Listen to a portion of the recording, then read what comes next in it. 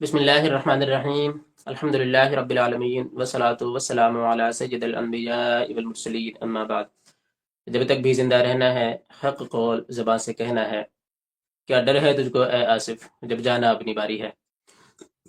حضرات محترم، جیسا کہ آپ حضرات کو پتہ ہے کہ آج سے تقریباً 6 دن پہلے میں نے ایک ویڈیو بنائی تھی، اور اس ویڈیو میں چھوٹے مرزا صاحب کے چھوٹے سارے منہ بولے شاگرد صاحب کی ویڈیو کا میں نے جواب دیا تھا، اور اسی ویڈیو میں پہلے میں نے بیان کر دیا تھا کہ ایک گیو اوے کیا تھا، کتاب میں نے آپ کو دکھائی تھی، اور اس کے بعد میں نے ایک سوال پوچھا تھا اور کہا تھا کہ جو اس کا صحیح جوابات دینے والے لوگ ہیں ان میں سے کوئی ایک بندہ ونر ہوگا جس کو میں یہ کتاب بھیجوں گا انشاءاللہ عز و جل۔ تو ابھی ونر کا بھی اعلان ہونے والا ہے، لیکن وہ جو میں نے ویڈیو بنائی ہے اس پر کچھ لوگوں کو بڑا اعتراض ہو گیا۔ اس میں نے بتایا تھا کہ جسے آپ بریلویت کہتے ہو، قبور سے برکت حاصل کرنا، اللہ کے نیک بندوں کو اختیار والا اللہ کی عطا سے ماننا، اور اللہ کے نیک بندوں کو اللہ کی بارگاہ کا وسیلہ بنانا بعد از وصال بھی، انہی تمام چیزوں کو آپ بریلویت کہتے ہو، اور یہ تو 1400 سال کے مسلمانوں کا طریقہ رہا ہے۔ تو اس پر پھر کچھ لوگوں کو بڑی تکلیف ہو گئی، ان لوگوں نے کمنٹ میں اپنی تکلیف کا اظہار بھی کیا۔ تو پھر آج انشاءاللہ عز و جل ہم، اور ایک بھائی نے یہ کہا کہ آپ یہ جو 500 سال سے آپ نے شروع کیا ہوا ہے، آپ 1400 سال پہلے چلے جائیں، قرآن پیش کریں، حدیث پیش کریں۔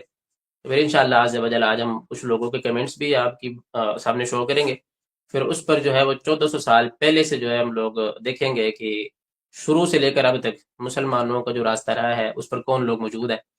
وہابی حضرات جو ہے وہ مسلمانوں کے پرانے راستے پر ہے، یا پھر بریلوی جسے کہتے ہیں وہ راستہ 1400 سال کے مسلمانوں سے مطابقت رکھتا ہے۔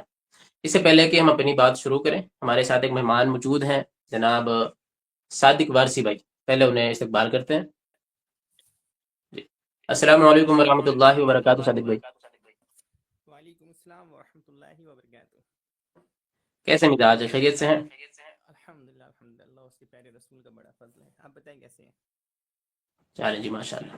اس سے پہلے کہ ہم لوگ آگے بڑھیں، میں بتا دوں کہ ہمارے صادق بھائی جو ہیں ماشاء اللہ یوٹیوب پہ اور فیس بک پہ، انسٹاگرام پہ، سوشل میڈیا پہ بڑا زبردست کام کر رہے ہیں سنیت کے حوالے سے، اور بڑی خاص بات یہ ہے کہ عام طور پر جو لوگ کام کرتے ہیں تو بہت ساری کتابیں ان کے پاس ہوتی نہیں ہیں، پی ڈی ایف سے یا پھر انٹرنیٹ سے کتابیں ڈاؤن لوڈ کر کے پڑھ کے یا ایپ کے ذریعے پڑھ کے پھر جو ہے وہ کام کرتے ہیں۔ لیکن صادق وارسی بھائی کا کمال یہ ہے کہ یہ اوریجنل کتابیں وہ منگاتے ہیں، پیسہ خرچ کرتے ہیں، اور جو ان کی اوریجنل کتابیں ہیں وہ دکھا کر پھر ماشاء اللہ اہل سنت کا کام کر رہے ہیں۔ اللہ تبارک و تعالیٰ جزائے خیر عطا فرمائے، خوب برکت عطا فرمائے۔ اور ان کے جو مولوی حضرات ہیں، میں یہ بھی سمجھتا ہوں کہ وہابیوں کے جو مولوی ہیں ان کے مولویوں نے بھی وہ کتابیں دیکھی نہیں ہوتی جو کتابیں ہمارے صادق بھائی کے پاس موجود ہیں، الحمدللہ۔ الحمدللہ۔ اچھا جی، صادق بھائی، آج کا جو موضوع ہے وہ آپ نے بھی سن لیا ہے ہوں کہ اللہ تبارک و تعالیٰ قرآن حکیم میں ارشاد فرماتا ہے وَيَتَّبِعْ غَيْرَ سَبِيلِ الْمُؤْمِنِينَ نُوَلِّهِ مَا تَوَلَّى وَنُصْلِهِ جَهَنَّمَ، کہ جو کوئی بھی مسلمانوں سے جدا راہ اختیار کرے پھر ہم اسے جہنم میں داخل کریں گے۔ جی تو اللہ تبارک و تعالیٰ کا بھی حکم یہ ہے کہ مسلمانوں کے راستے پہ چلنا ہے، مسلمانوں کے راستے سے الگ نہیں ہونا۔ جی تو آج سے 1400 سال تک کہ ہم مسلمانوں کا راستہ دیکھیں، رسول اکرم صلی اللہ علیہ وسلم سے لے کر صحابہ، تابعین، طب تابعین، محدثین، ائمہ، تمام مسلمان 1400 سال سے لے کر آج تک جو چلے آ رہے ہیں، آپ کا کیا خیال ہے کہ ان کے راستے پر آج موجودہ زمانے میں کون لوگ جو ہے ان کے راستے پہ چلنے والے ہیں؟ وہ سنی اہل سنت و جماعت ہے، یا پھر دیوبندی ہے، وہابی ہے، شیعہ ہے؟ کیا خیال ہے آپ کا اس بارے میں؟ اللہ کا شکر و احسان ہے کہ صرف ہم اہل سنت و جماعت ہیں جن کو آج کے وقت میں بریلوی کے نام سے جانا جاتا ہے۔ الحمدللہ، بالکل۔ الحمدللہ۔ اچھا جی، یہ ہمارے ساتھ جڑ گئے ہیں عمران رضا خان بھائی، وہ سوال کا سلام کر رہے ہیں، وعلیکم السلام ورحمۃ اللہ وبرکاتہ۔ انصار بھائی، وعلیکم السلام ورحمۃ اللہ تعالیٰ وبرکاتہ۔ اور یہ عمران رضا بھائی وہ حوصلہ افزائی بھی کر رہے ہیں، اللہ تعالیٰ ان کو جزائے خیر عطا فرمائے۔ اچھا، تھوڑا سا ہم بتا دیں کہ آج ہم کرنے کیا والے ہیں۔ سب سے پہلے تو میں نے جو یہ اعلان کیا تھا 6 دن پہلے جو ویڈیو بنائی تھی، اس میں نے یہ کتاب آپ کے سامنے پیش کی تھی، اور یہ کتاب کی خاص بات میں پھر سے ایک بار بیان کر دیتا ہوں، وہ یہ ہے کہ یہ کتاب چھوٹے مرزا صاحب کے کسی متاثر بندے کو دی گئی، تو اس بندے نے اس کتاب کو پڑھنے کے بعد یہ فیصلہ کیا کہ کرامات اولیاء کے حوالے سے جو اہل سنت کا موقف ہے وہی ہے کہ وہی درست ہے، اور چھوٹے مرزا صاحب اس حوالے سے لوگوں کو بیوقوف بنا رہے ہیں، لہذا اس نے چھوٹے مرزا صاحب سے بالکل نہ برات کا اظہار کر دیا۔ ہاں ماشاء اللہ بڑی ماشاء زبردست کتاب ہے۔ تو میں نے یہ کتاب دکھانے کے بعد ایک سوال پوچھا تھا، اور جو صحیح جوابات دینے والے ہیں ان میں سے کوئی ایک بندہ ونر ہونے والا تھا۔ تو سوال ہم نے یہ پوچھا تھا صادق بھائی جی کہ دیوبند کے وہ کون سے عالم صاحب ہیں، مولوی ہیں، جو خود تو جو ہے جو خود تو مرد ہیں، لیکن اس کے باوجود ان کی تمنا یہ تھی کہ کاش وہ عورت ہوتے اور اشرف علی تھانوی کی بیوی ہوتے۔ استغفر اللہ۔ یہ میرا سوال تھا، اچھا اور بڑے افسوس کی بات ہے کہ اس کا جواب جو ہے نا صرف دو لوگوں نے ہی دیا ہے۔ اچھا اچھا ٹھیک ہے، ایک بھائی ہمارے دیکھیں جی، میں ان کا نام پڑھ دیتا ہوں۔ ہاں، ایک بھائی ہمارے محمد سفیان قادری صاحب، ماشاء اللہ۔ انہوں نے جواب دیا ہے، کہتے ہیں وہ قاسم نانوتوی ہیں۔ تو سفیان بھائی یہ جواب آپ کا غلط ہے۔ قاسم نانوتوی صاحب کے بارے میں ایسا وہ چیزیں تو موجود ہیں کہ یہ عورت بن کر خواب میں رشید احمد گنگوہی کو فائدہ پہنچا چکے ہیں بیوی کی طرح، اور پھر یہ ایک مرتبہ جو ہے وہ آ، آ، تھے مجمع میں، ان کے شاگرد وغیرہ سارے موجود تھے، تو پھر جو ہے رشید احمد گنگوہی صاحب نے ان سے کہا کہ آپ لیٹ جائیے، تو بڑے شرما سے گئے۔ پھر اس کے بعد یہ جو ہے بڑی ادب کے ساتھ میں چت لیٹ گئے۔ رشید احمد گنگوہی صاحب بھی جو ہے اسی چارپائی پر لیٹ کر ان کے سینے پر ہاتھ رکھ کر جو ہے وہ اپنے دل کو تسلی دے رہے تھے۔ انہوں نے کہا کہ جناب آپ یہ کیا کر رہے ہیں، لوگ کیا کہیں گے؟ تو رشید احمد گنگوہی صاحب نے کہا کہ لوگ کہیں گے، کہنے دو۔ تو یہ چیزیں تو ہمیں قاسم نانوتوی صاحب کے حوالے سے ملتی ہیں، لیکن ہم نے یہ نہیں پڑھا کہیں کہ ان کی تمنا بھی یہ تھی کہ کاش یہ عورت ہوتے اور اشرف علی تھانوی کی بیوی ہوتے۔ ٹھیک ہے جی، تو آپ کا جواب غلط ہے۔ اچھا جی، دوسری ہمارے بھائی ہیں سفیان اتاری صاحب، انہوں نے جواب میں کہا ہے عزیز الحسن تھا وہ شخص۔ بالکل صحیح جواب ہے۔ تو اب ایک ہی بندہ ہے جس نے صحیح جواب دیا ہے، سفیان بھائی نے، یہ دوسرے سفیان ہیں۔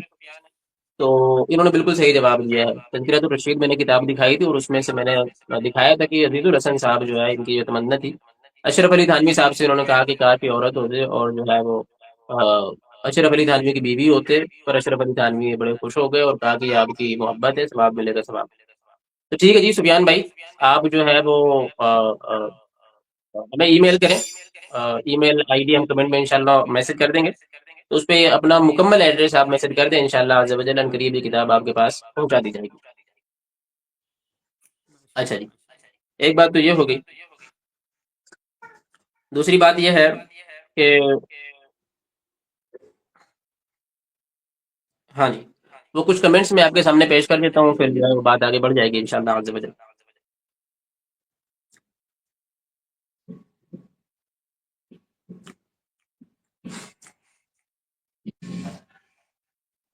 اچھا جی، کمنٹ میں یہ ہے واصف سامی صاحب، دیکھیں اگر میں ان کو جو ہے وہ ان کا کمنٹ دکھا سکوں آپ لوگوں کو تو بڑا اچھا ہو جائے گا۔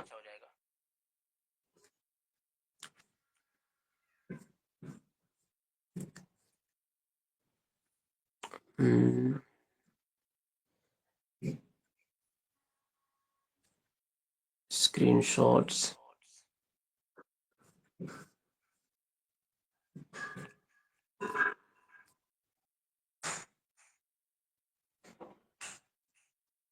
چلیں جی، بڑا مشکل کام ہے، تو موبائل سے ہم لوگ لائیو کر رہے ہیں تو وہ دکھا پانا مشکل ہے، میں پڑھ کے بتا دیتا ہوں۔ واصف سامی صاحب کہہ رہے ہیں علامہ صاحب 500 سال نہیں 1400 سال پیچھے جائیں، قرآن و حدیث سے شروع کریں۔ ٹھیک ہے جی، تو یہ ان کا کمنٹ ہے۔ واصف سامی صاحب سے میری گزارش ہے کہ آپ اگر موجود ہیں تو آخر میں اگر آپ تشریف لانا چاہیں تو بالکل اوپر اسٹیج پہ بھی آ سکتے ہیں، آپ اس حوالے سے بات بھی کر سکتے ہیں۔ اچھا جی، دوسرے ہیں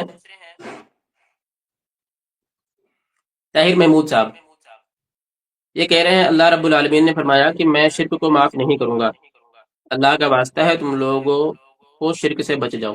ٹھیک ہے جی، تو پہلے تو یہ ہمیں بتا رہے ہیں کہ یہ جو ہم لوگ کرتے ہیں وہ شرک ہے، اور پھر اس کے بعد جو ہے یہ اس سے بچنے کا بھی حکم کر رہے ہیں۔ اچھا جی،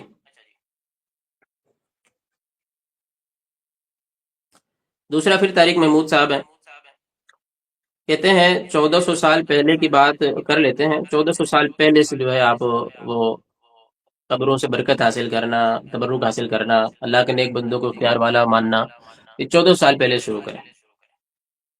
ٹھیک ہے جی. تو یہ سب سے پہلے تو ہم بتا دیں کہ اہل سنت کے نزدیک عقیدہ کیا ہے. دیکھیں جی، سب سے پہلے مقدمہ یہ ہے ہمارا کہ تمام طاقتیں، تمام قدرتیں، تمام اختیارات وہ اللہ تبارک و تعالیٰ ہی کی ہیں. اللہ تبارک و تعالیٰ کی عطا کے بغیر، اللہ تبارک و تعالیٰ کے اذن کے بغیر کوئی نبی ہو، ولی ہو، جتنا مرضی بڑا جو ہے برگزیدہ بندہ ہو، یہاں تک کہ حضور نبی اکرم صلی اللہ تعالیٰ علیہ وسلم ہی کیوں نہ ہو، اللہ تبارک و تعالیٰ کی عطا کے بغیر، اللہ تبارک و تعالیٰ کے اذن کے بغیر کسی کے پاس کوئی قدرت نہیں، کوئی طاقت نہیں، کوئی اختیار نہیں. ٹھیک ہے جی. اب یہاں تک تو بات بالکل واضح ہے. اچھا، اب آگے بات یہ ہے کہ اللہ تبارک و تعالیٰ کے کچھ صفتیں، بعض صفتیں وہ ہیں جو اللہ تبارک و تعالیٰ کسی کو مجازی طور پر بھی عطا نہیں فرماتا. ٹھیک ہے جی. وہ صفتیں وہ ہیں کہ وہ جس کسی میں بھی ہوں گی وہ اللہ ہی ہوگا. اللہ کے علاوہ کسی میں وہ صفتیں پائی ہی نہیں جا سکتی. کیا ہے وہ؟ واجب الوجود ہونا. یعنی واجب الوجود ہونا یہ اللہ تبارک و تعالیٰ ہی کی شان ہے. اللہ کے سوا کسی میں بھی ایک منٹ کے لیے بھی، ایک سیکنڈ کے لیے بھی، کسی زندہ کے لیے بھی یا کسی فوت شدہ کے لیے بھی، جو کوئی بھی واجب الوجود کا عقیدہ اللہ کے علاوہ کسی کے لیے رکھے گا تو پھر وہ مشرک ہو جائے گا. یہ مجازی طور پر بھی، عطائی طور پر بھی کسی کو یہ چیز نہیں دی جا سکتی. دوسرا ہے مستحق عبادت ہونا. اللہ تبارک و تعالیٰ کے علاوہ کوئی بھی ہو، چاہے زندہ ہو یا فوت شدہ ہو، قبر میں ہو، زمین میں ہو، کہیں پر بھی ہو، مستحق عبادت صرف اللہ تبارک و تعالیٰ ہے. یہ جو صفت ہے یہ کسی کو دی جا ہی نہیں سکتی اور یہ کسی میں بھی نہیں ہے. اب دو چیزیں ہیں، واجب الوجود ہونا یا مستحق عبادت ہونا. یہ مدار الوہیت ہے. جو کوئی بھی واجب الوجود ہوگا وہ اللہ ہوگا، اور اللہ کے سوا جو ہے کوئی واجب الوجود نہیں، لہذا جو ہے کوئی بھی اللہ ایک ہی، اللہ کے سوا کوئی الہ نہیں، لہذا کوئی واجب الوجود نہیں. دوسرا ہے جو کوئی بھی مستحق عبادت ہوگا وہ اللہ ہوگا، اور اللہ کے سوا کوئی الہ نہیں، لہذا کوئی بھی مستحق عبادت نہیں. ٹھیک ہے جی. تو یہ وہ صفات ہے جو عطائی طور پر بھی کسی میں شامل نہیں کی جا سکتی. اچھا جی. اب اس کے بعد یہ ہے کہ کچھ صفتیں اللہ تبارک و تعالیٰ کی وہ ہیں جو ہے تو حقیقت میں اللہ تبارک و تعالیٰ کی، لیکن اللہ تبارک و تعالیٰ جسے چاہے، جتنا چاہے، مجازی طور پر، عطائی طور پر وہ صفتیں عطا فرما دیتا ہے. جیسے مددگار ہونا، شفا عطا کر دینا، لوگوں کی فریاد کو سن لینا. یہ باتیں بھی حقیقت میں وہ اللہ تبارک و تعالیٰ ہی کی شان ہے. لیکن اللہ تبارک و تعالیٰ چاہے تو اپنے بندوں میں سے جسے چاہے وہ یہ صفت مجازی طور پر، عطائی طور پر عطا کر دیتا ہے. ٹھیک ہے جی. اب اس حوالے سے ایک بات بالکل جو ہے ضروری ہے، وہ یہ ہے کہ اب اللہ تبارک و تعالیٰ، ہم جو اہل سنت و جماعت ہیں، جسے یہ بریلوی کہتے ہیں، ہم کن لوگوں کے لیے صفت مانتے ہیں؟ ابھی جب بھی ان کو جو ہے شرک پر تقریر کرنی ہوتی ہے تو پھر یہ بتوں والی آیات پڑھ کر مسلمانوں پر شفا کر دیتے ہیں. تو اس حوالے سے اصول ایک بڑا واضح ذہن میں رکھنا چاہیے، وہ یہ ہے کہ اللہ تبارک و تعالیٰ نے قرآن حکیم میں دو جماعتوں کا ذکر کیا ہے. ایک ہے، دیکھیں یہ سورہ مجادلہ کی آیت نمبر 19 ہے.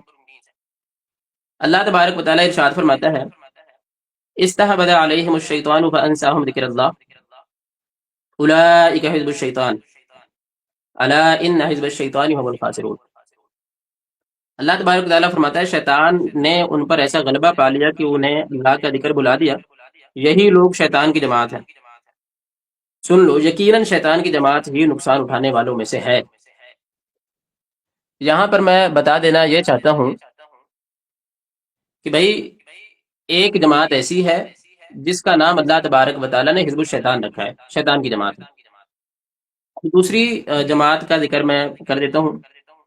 یہ سورہ مجادلہ کی آیت نمبر 22 ہے. اللہ تبارک و تعالیٰ ارشاد فرماتا ہے، لا تجد قوما يؤمنون بالله واليوم الآخر يوادون من حاد الله ورسوله ولو كانوا آباءهم أو أبناءهم أو إخوانهم أو عشيرتهم أولئك كتب في قلوبهم الإيمان وأيدهم بروح منه وادخلوهم جنات تجري من تحتها الأنهار خالدين فيها رضي الله عنهم ورضوا عنه أولئك حزب الله ألا إن حزب الله هم المفلحون.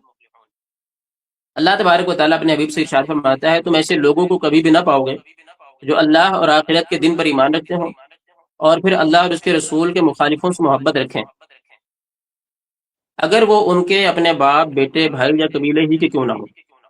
یہی وہ لوگ ہیں جن کے دلوں میں اللہ نے ایمان کو مضبوطی سے ثبت کر دیا ہے اور انہیں اپنی طرف سے روحانی مدد عطا کی ہے، اور وہی انہیں ایسی جنتوں میں داخل کرے گا جن کے نیچے نہریں بہتی ہیں، جن میں وہ ہمیشہ رہیں گے۔ اللہ ان سے راضی ہوا اور وہ اللہ سے راضی ہوئے۔ آگے فرماتا ہے یہ لوگ اللہ کی جماعت ہیں، سن لو یقیناً اللہ ہی کی جماعت کامیاب ہونے والی ہے۔ ٹھیک ہے جی، بس یہ تھوڑا سا مقدمہ تھا، میں نے بیان کرنا تھا۔ بات یہ ہے کہ اللہ تبارک و تعالیٰ جو اپنی صفت عطا فرماتا ہے، دو جماعتیں ہیں، ایک ہے حزب اللہ، اللہ تبارک و تعالیٰ نے خود نے فرمایا حزب اللہ ہے، اللہ کی جماعت ہے، دوسری حزب الشیطان ہے، شیطان کی جماعت ہے۔ تو ہم اہل سنت و جماعت جو اللہ کے بندوں میں طاقت اور قدرت عطائی طور پر مانتے ہیں، وہ حزب اللہ میں جو لوگ ہیں ان میں مانتے ہیں، حزب الشیطان کے حوالے سے ہمارا دعویٰ نہیں ہے۔ ٹھیک ہے جی، ہاں۔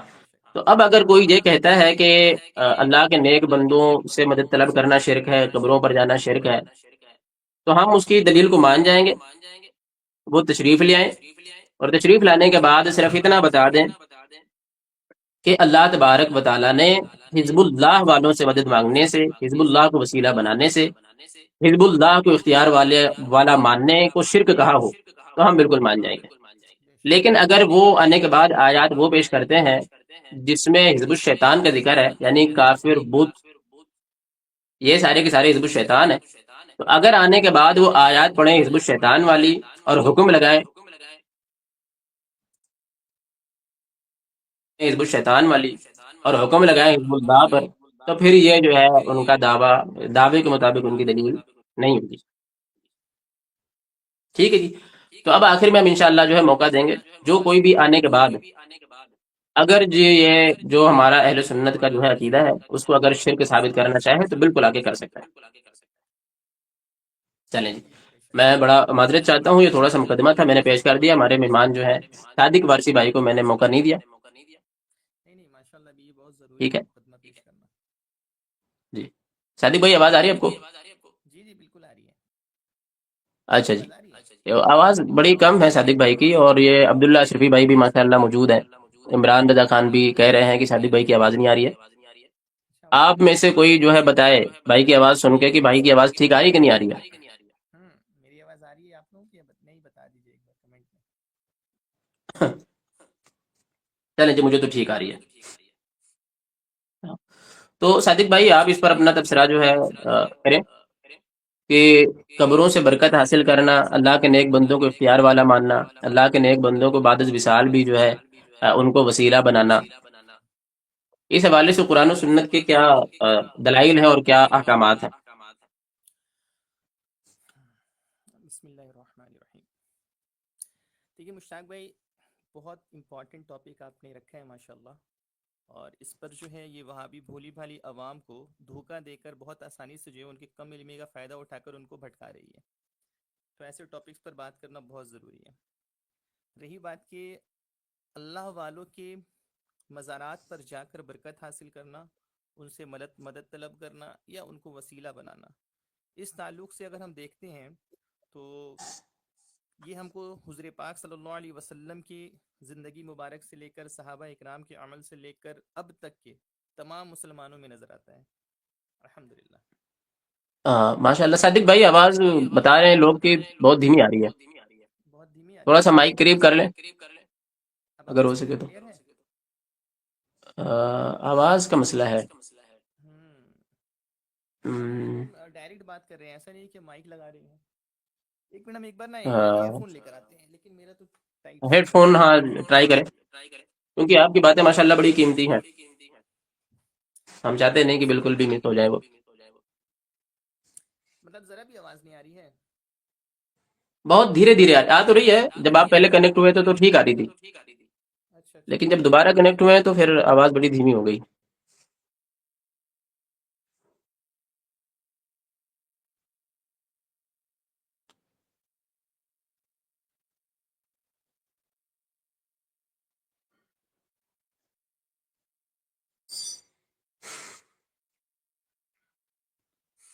اب آواز آ رہی ہے کلیئر؟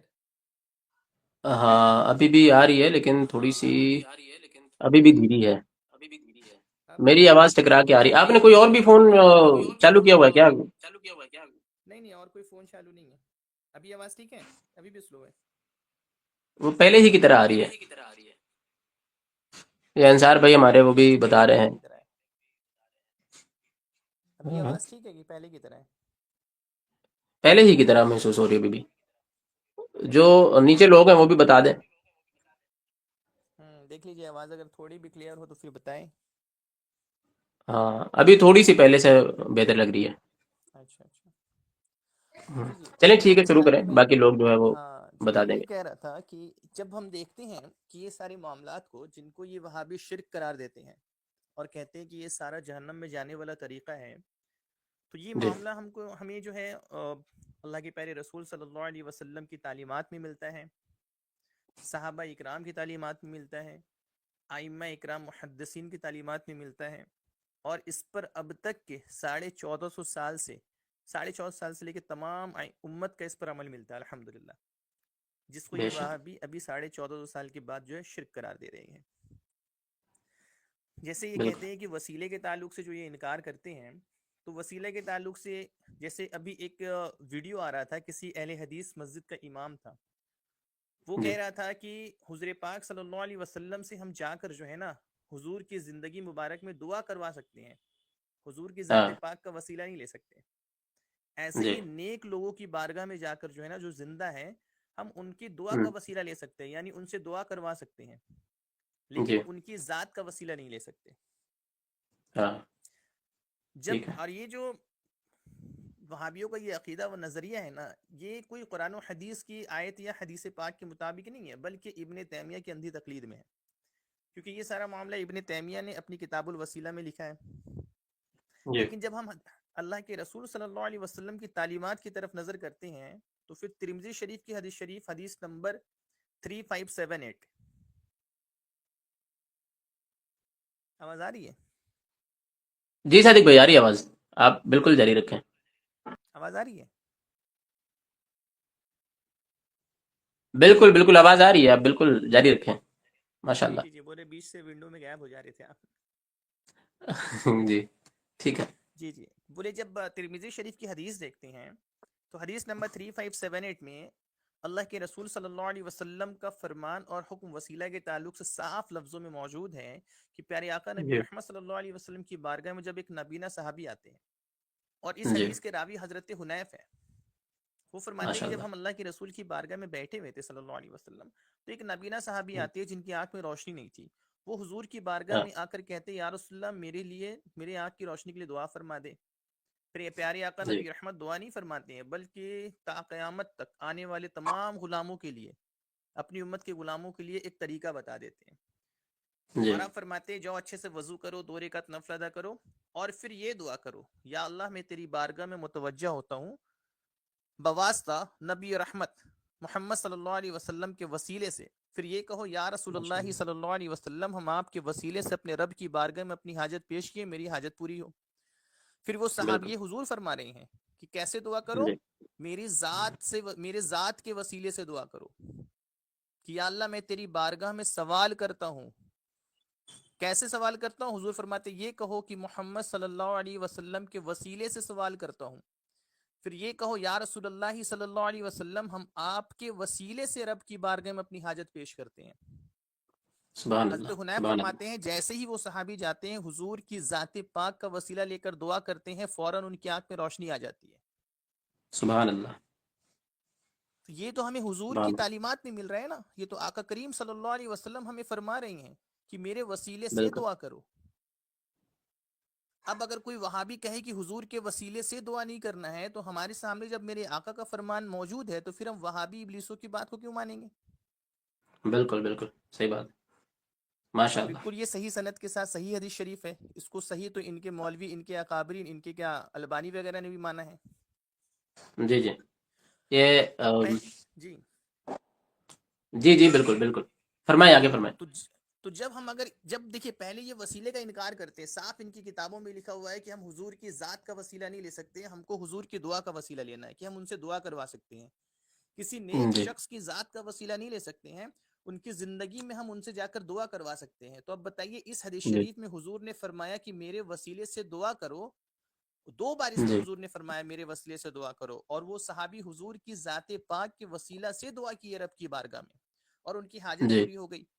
تو اب بتائیے یہاں وہابی کا عقیدہ جو ہے کہ ہمیں حضور کی جی ذات سے وسیلہ نہیں لینا ہے، اور یہاں حضور فرما رہے میری ذات کا وسیلہ لو. اب اس بالکل عقیدے پر کون قائم ہے؟ ہم اہل سنت قائم ہے یا وہابی نزدی قائم ہے؟ بالکل تو اللہ صحیح کا ہے. شکر و احسان ہے کہ حضور کی فرمان اور حکم کے مطابق ہم حضور کے غلام حضور کے وسیلے سے دعا کرتے ہیں. بالکل.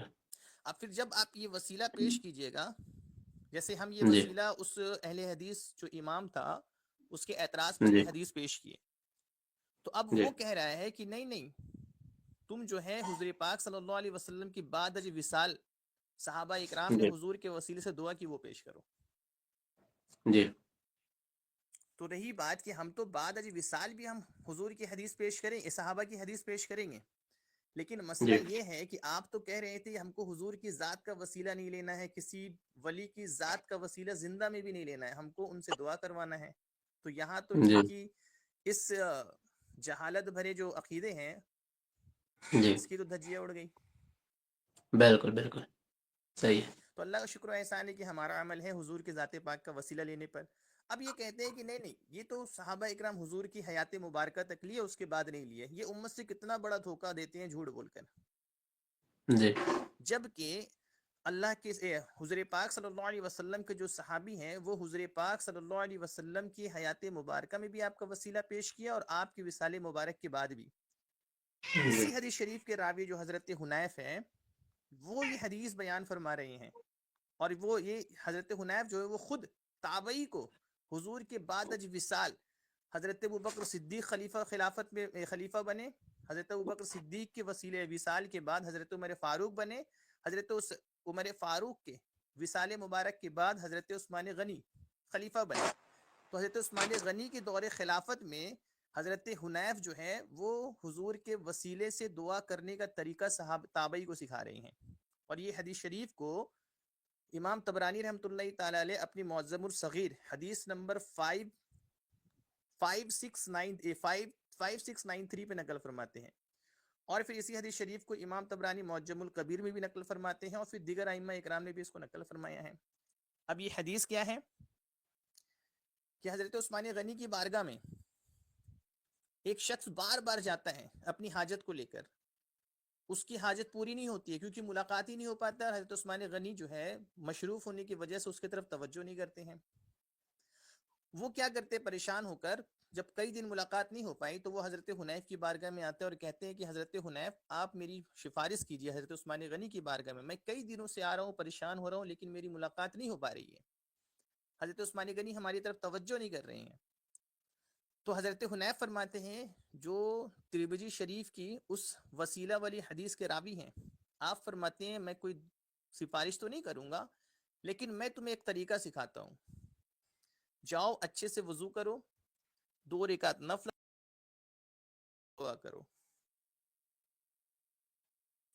اب حضرت حنیف جو ہیں وہ دعا کس کو سکھا رہے ہیں؟ تابعی کو. کب سکھا رہے ہیں؟ حضرت عثمان غنی کے دور خلافت میں. یہ وہاں بھی کہتے ہیں نا کہ حضور کے بعد از وصال صحابہ اکرام وہ حضور کا وسیلہ نہیں لیے، کتنی بڑی مکاری کرتے ہیں. دیکھیے اب حضرت حنیف فرماتے ہیں کہ جاؤ اچھے سے وضو کرو، 2 رکعت نفل ادا کرو، اور پھر یہ دعا کرو. کون سی دعا؟ کہ یا اللہ میں تیری بارگاہ میں متوجہ ہوتا ہوں بواسطہ نبی رحمت محمد صلی اللہ علیہ وسلم کے وسیلے سے. پھر یہ کہو یا رسول اللہ صلی اللہ علیہ وسلم ہم آپ کے وسیلے سے اپنے رب کی بارگاہ میں اپنی حاجت پیش کیے ہیں، فلاں حاجت پیش کی، میری حاجت پوری ہو. اب جیسے وہ شخص جاتے ہیں دعا کرتے ہیں اور حضرت عثمان کی بارگاہ میں حاضر ہوتے ہیں، وہ دربان جو دربانی تھا حضرت عثمان غنی اس کو اشارہ کرتے ہیں، وہ دربانی آپ کا ہاتھ پکڑتا ہے اور لا کر حضرت عثمان غنی کی بارگاہ میں بیٹھا دیتا ہے، اور حضرت عثمان غنی رضی اللہ تعالیٰ عنہ اس سے سارا معاملہ پوچھتے ہیں، جو بھی ان کے حاجت تھی وہ پوری کرتے ہیں، اور آپ فرماتے ہیں کہ تم کو جب بھی کوئی پریشانی ہو میری بارگاہ میں آ جانا، وہ پوری کر دی جائے گی. ٹھیک ہے.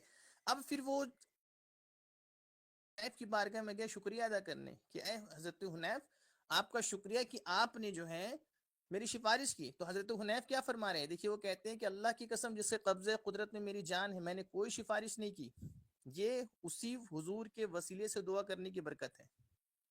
اور پھر آپ یہ سارا معاملہ بتاتے ہیں کہ میں حضور کی بارگاہ میں بیٹھا ہوا تھا، ایک نبینہ صحابی آئے، ان کو حضور پاک صلی اللہ علیہ وسلم اپنے وسیلے سے دعا کرنے کا طریقہ سکھائے، فوراً ان کی آنکھ میں روشنی آ گئی. تو اب جو وسیلہ حضور پاک صلی اللہ علیہ وسلم کا صحابہ اکرام لے رہے ہیں، حضور کے حکم پر آپ کی حیات میں بھی لیے، اور آپ کے بعد اج وصال جو ہے حضرت حنیف جو ہے وہ تابعی کو بھی سکھا رہے یہ طریقہ. تو اب اس سے بتائیے کیا ثابت ہوا کہ صحابہ اکرام حضور کے حیات مبارکہ ہو یا وصال مبارکہ ہو، ہر وقت حضور کے وسیلے سے دعا کیا کرتے تھے. یہ حیات اور وصال کی قید جو ہے یہ لگانا بدعت ہے. یہ نہ قرآن میں آئی ہے، نہ حدیث میں آئی ہے، نہ ہی صحابہ اکرام نے یہ قید لگائی ہے، نہ ہی کسی ائمہ اکرام نے یہ قید لگایا ہے. یہ قید وہابیوں نے صرف حضور کے بغض و حسد میں لگا دیا.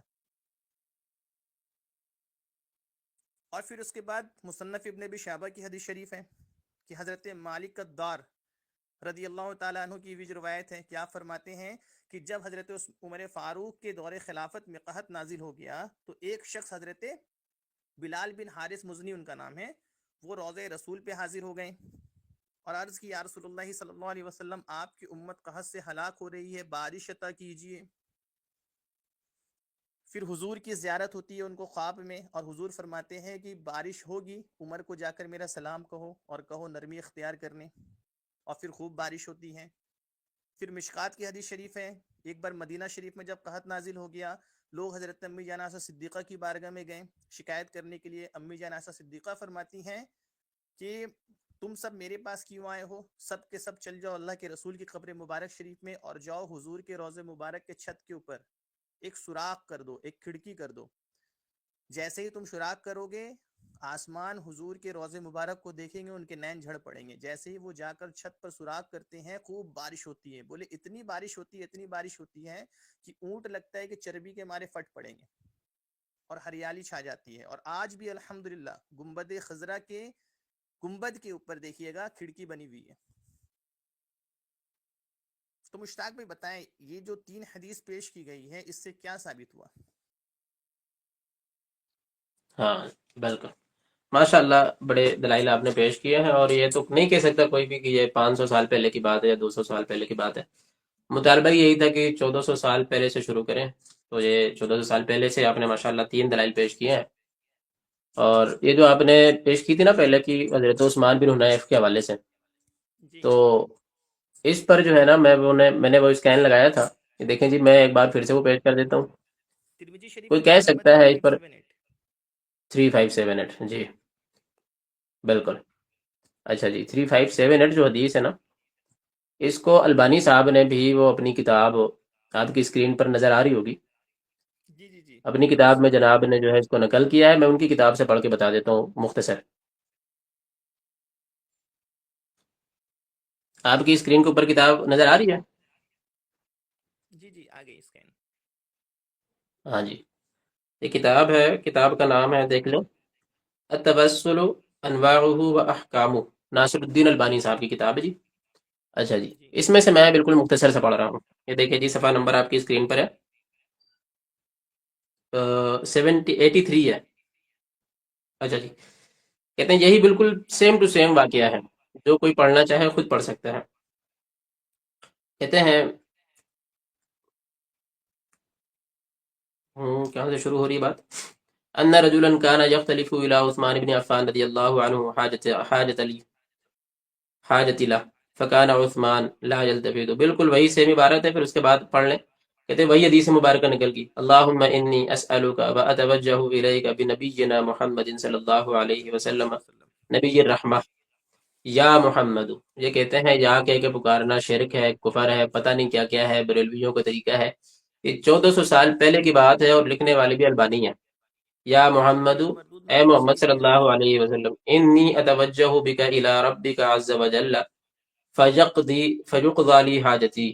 کہتے ہیں اے محمد صلی اللہ علیہ وسلم، میں آپ کے وسیلے سے اللہ کی بارگاہ میں متوجہ ہوتا ہوں کہ میری حاجت پوری ہو جائے. اب اس سے بڑی بریلویت کیا ہوگی جی؟ اسی کو تو آپ بریلویت کہتے ہو نا، کہ جی رسول اکرم صلی اللہ علیہ وسلم قبر مبارک میں چلے جائیں اور اس کے بعد بھی جناب جو ہے وہ مانا جائے. اچھا جی، اب اس کے بعد صفحہ نمبر 24 پر آپ دیکھ لیں، سارے جو راوی ہیں اس پر جو ہے بات کی البانی صاحب نے، اور اس کے بعد پھر جو ہے کہتے ہیں والحدیث صحیح، یہ حدیث بالکل صحیح ہے، درست ہے. ٹھیک ہے جی. ماشاء اللہ. ہاں، الفضل ما شہدت بہ الاعداء کے تحت البانی صاحب جو ٹارزن ہیں چھوٹے مرزا صاحب کے، وہ بھی اس کو بیان کر رہے ہیں. اچھا صادق بھائی، جی یہ کہہ رہے تھے نا قرآن سے پیش کرو، تو شروعات جو ہے نا قرآن سے نہ کر لی جائے، ہمارے لیے کیا مشکل ہے. بالکل بالکل بالکل ماشاء اللہ. یہ دیکھیں جی، قرآن حکیم سورہ آل عمران آیت نمبر 37 ہے. ٹھیک ہے جی. کیا ہے؟ کلما دخل علیہا زکریا المحراب وجد عندها رزقا. حضرت زکریا علیہ الصلوۃ والسلام وہاں اس محراب میں جہاں حضرت مریم علیہ الصلوۃ والسلام عبادت کیا کرتی تھی، ماشاء تو اللہ. وہاں تشریف لے گئے. تو دیکھتے کیا ہے، وہاں عجیب و غریب رزق ہے، بن موسم کے پھل ہے. کہتے ہیں یا مریم انا لکی ھذا، اے مریم یہ تو بتاؤ کہ یہ کس کی طرف سے ہے. قالت، انہوں نے کہا ہوا من عند اللہ، یہ اللہ کی طرف سے ہے. ان اللہ یرزق من یشاء بغیر حساب، اللہ تبارک و تعالیٰ جسے چاہے بے حساب رزق عطا کر دے. بے شک بے شک ماشاء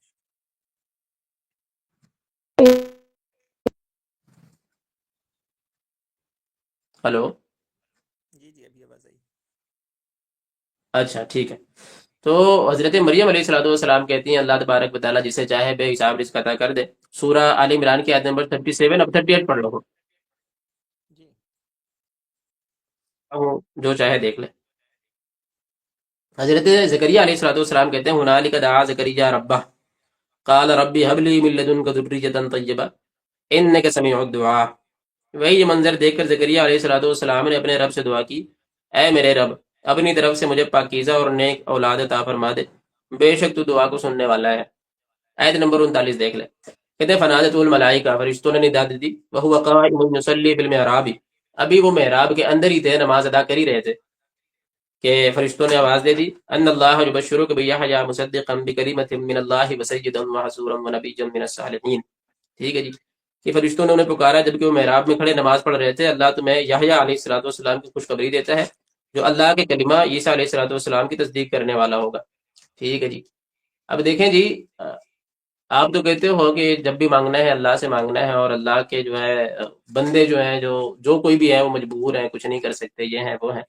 اب حضرت زکریا علیہ الصلوۃ والسلام ان کی کافی بڑی عمر ہو گئی تھی، اور اللہ تبارک و تعالیٰ نے انہیں اولاد نہیں عطا فرمائی تھی، اور یہ صرف اس جگہ پر چلے گئے جہاں پر اللہ کی ایک نیک بندی عبادت کیا کرتی تھی.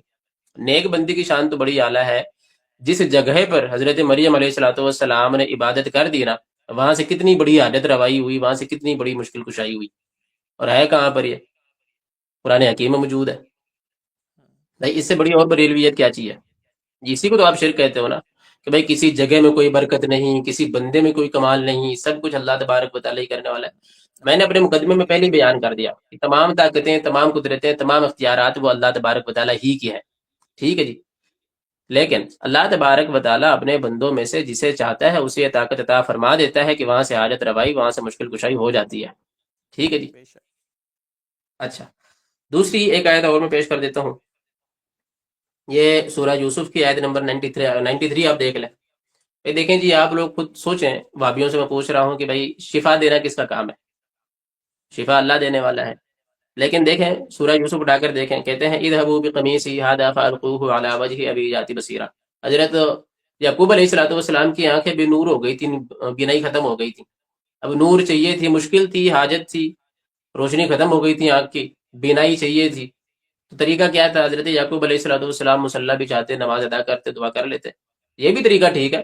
ہم اہل سنت و جماعت جسے یہ بریلوی کہتے ہیں، ہمارا تو یہ بھی طریقہ ہے نا ہم لوگ جب مسجد میں جاتے ہیں نماز ادا کرنے کے لیے تو پھر وہاں پہ کیا دعا کرتے ہیں؟ ربنا آتنا فی الدنیا حسنۃ وفی الآخرۃ حسنۃ وقنا عذاب النار. ساری دعا تو ہم اللہ ہی سے کرتے ہیں، 5 وقت بھی اللہ سے دعا کرتے ہیں، ویسے بھی اللہ سے دعا کرتے ہیں. تو اللہ تبارک و تعالیٰ سے دعا کرنے میں تو اختلاف ہی کوئی نہیں، اللہ تعالیٰ سے دعا کی جاتی ہے.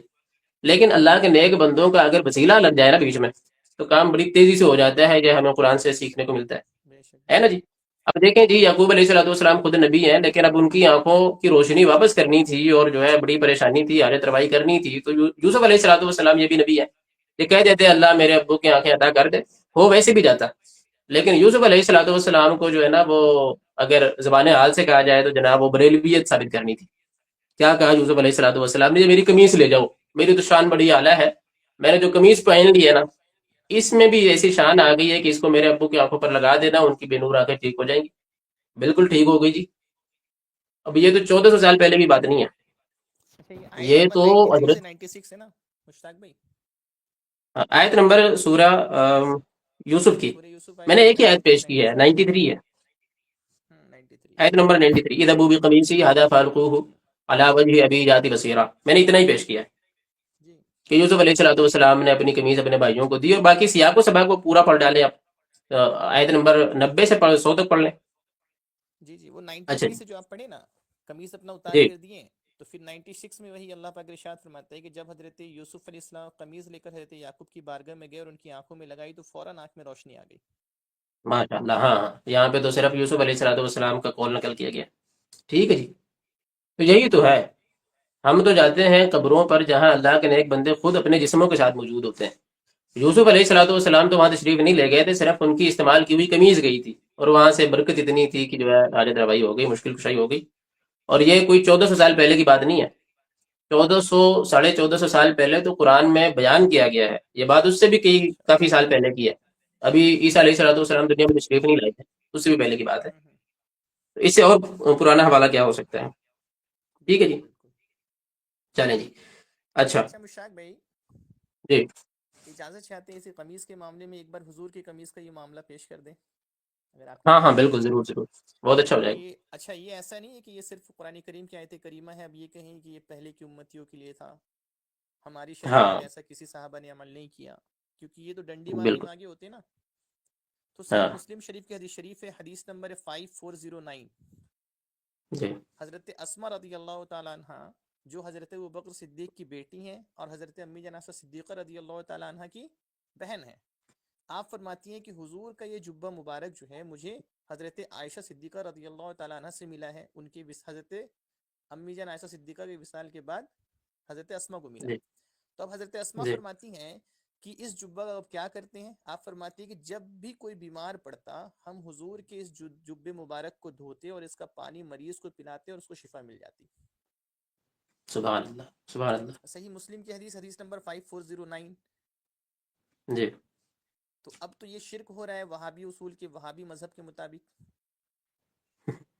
جی جی بالکل صحیح بات ہے. اچھا جی، تو یہ اب جو ہم آپ لوگ اس بات میں کر رہے ہیں تھوڑا نا، کر دیں کہ اس عقیدے ہاں کو آخر چھوڑ میں کر ہم لوگ انشاءاللہ، ہاں جی جی فرمائیں. یہ بولے کہ آپ اس میں تھوڑا چھوڑا تبصرہ کر دیں کہ آخر اس عقیدے پر کون ہے، ہم ہیں یا یہ وہابی نزدی ہے. بالکل ٹھیک ہے، بالکل ٹھیک ہے. اچھا اس میں اس سے پہلے کہ تبصرہ کروں بتا دوں کہ آخر میں انشاءاللہ لنک پبلک کروں گا. کوئی بھی ہمارے جو دیوبندی ہوں بھابی ہوں وہ آ کر اگر اس چیز کو شرک ثابت کرنا چاہیں کہ قبروں سے برکت حاصل کرنا شرک ہے، اللہ کے نیک بندوں کو جو ہے اللہ کی عطا سے اختیار والا ماننا شرک ہے، تو بالکل قرآن و سنت ہمارے سامنے پیش کریں، انشاءاللہ عز و جل ہم بات کر لیں گے. ٹھیک ہے، لیکن ادھر ادھر کی بات نہیں کرنی، اسی موضوع پر جو دعویٰ ہے اس کے مطابق بات کر لیں. ہمارا کوئی سنی بھائی اگر بات کرنا چاہے، مزید دلائل دینا چاہے تو بالکل انشاءاللہ ابھی کچھ ٹائم کے بعد موقع ہوگا. جی ٹھیک ہے دیکھیں جی. ہم لوگ جو بات ابھی کر رہے ہیں دلائل سامنے رکھ کر ہی بات کر رہے ہیں، کوئی ادھر ادھر کی بات ہی نہیں کر رہے. بالکل. اچھا جی چلیں، اب اس کے بعد جو ہے صادق بھائی ایک میں روایت پیش کر دینا چاہتا ہوں آپ کی اسکرین کے اوپر. پہلے میں شو کر دوں کیونکہ ہمیں نہیں ضرورت کہ ہم کسی اور کی بات کریں. اچھا یہ جب اپنا اصول پیش کرتے ہیں نا کہ اس آیت سے یہ شرک ہوتا ہے، اس آیت سے یہ شرک ثابت ہوتا ہے، اگر مکھی لے کر اڑ جائے تو جو ہے وہ چھین نہیں سکتے، تو جناب اس سے استغفر اولیاء اللہ. کی جو ہے وہ مجبوری لازم آتی ہے. ان کے جو بھی دعوے جات ہیں کسی پر بھی ان کے پاس کوئی دلیل نہیں ہے. ہاں لیکن ہم لوگ الحمدللہ اللہ و رسول کے فضل اور توفیق سے جناب جو ہے وہ دلائل پیش کرتے ہیں. اچھا جی. الحمدللہ. ن- بسم اللہ الرحمن الرحیم، جلدی سے مل جاؤ. مصنف ابن ابی شیبہ. ہاں جی بس آ گئی ہے. ہاں اسٹیج. یہ ایک صفحہ آپ کی اسکرین پر ہے، نظر آ رہا ہے صدیق بھائی؟ جی جی نظر آ رہی ہے. اچھا، یہ کتاب الادب المفرد کا صفحہ ہے، امام بخاری علیہ الرحمہ یہ لکھنے والے ہیں. ٹھیک ہے جی. کیمرہ آن رہتا تو اب یہ اگر جو ہے ان کی توحید، کیا کہہ رہے ہیں؟ اور ایک کیمرہ اگر میرا آن ہوتا تو یہ اوریجنل کتاب بھی دکھاتے، ادب المفرد بھی، چلے مصنف ابن ابی شیبہ بھی موجود ہے الحمدللہ. ماشاء اللہ ماشاء اللہ. وہی تو میں کہہ رہا ہوں، جو کتابیں ان کے مولویوں نے وہ دیکھی بھی نہیں ہوں گی، وہ ہمارے بھائی کے پاس الحمدللہ موجود ہے دستی. یعنی الحمدللہ. اصلی کتاب نہیں دیکھی ہوگی، پی ڈی ایف تو دیکھی ہوگی، لیکن اصلی کتاب دیکھی بھی نہیں ہوگی ان کے بہت سارے مولویوں نے. بہرحال یہ کتاب الادب المفرد کے صفحہ ہے. اس میں سے میں ایک روایت پیش کر رہا ہوں، لیکن روایت کے بعد تھوڑا سا تبصرہ ہوگا. روایت پر کلام ہے، وہ کہہ سکتے ہیں کہ اس میں یہ راوی ہے تو اس میں وہ راوی ہے. چلیں جی. تو خیر لکھنے والے تو امام بخاری ان کے نزدیک. ہاں یہ روایت ہے 964. کہتے ہیں حضرت ایک معافی چاہتے ہیں، ایک بار بتا دیں الادب المفرد کتاب کن کی ہے؟ یہ کتاب امام بخاری علیہ الرحمہ کی کتاب ہے. امام بخاری علیہ الرحمہ نے یہ کتاب لکھی ہے، اور اس میں سے ابھی میں وہ پیش کرنے والا ہوں. امام بخاری علیہ الرحمہ کا عقیدہ، ان کا موقف میں پیش کرنے والا ہوں. ٹھیک ہے جی. ماشاء اللہ کہ ماشاء وہ اللہ. کتنے بڑے پکے بریلوی تھے، اگر جسے یہ بریلویت کہتے ہیں، اگر وہ تسلیم کر لیا جائے تو. دیکھیں جی. کہتے ہیں حضرت عبداللہ بن عمر رضی اللہ تعالیٰ عنہ، ان کا پاؤں خدیرت رجلہ ابن عمر رضی اللہ عنہ، کہ حضرت عبداللہ بن عمر رضی اللہ تعالیٰ عنہ کا پیر جو ہے نا وہ سن ہو گیا. ٹھیک ہے جی، تکلیف ہو گئی. فقال له رجل، تو کسی بندے نے ان سے کہا، اذکر احب الناس الیک، کہ تم اس کا ذکر کرو جس سے تم سب سے زیادہ محبت کرتے ہو. فقال، تو عبداللہ بن عمر نے کہا، یا محمد، اے محمد صلی اللہ علیہ وسلم. دیکھیں جی یہاں پر مدد کے لیے پکارا جا رہا ہے. ٹھیک ہے جی، تکلیف پیر میں ہے، پکارا مدد کے لیے گیا. پکارنے والے صحابی ہیں. حضور علیہ الصلوۃ والسلام کے انتقال ظاہری ہو چکا ہے، اب دنیا سے تشریف ظاہرا لے جا چکے ہیں.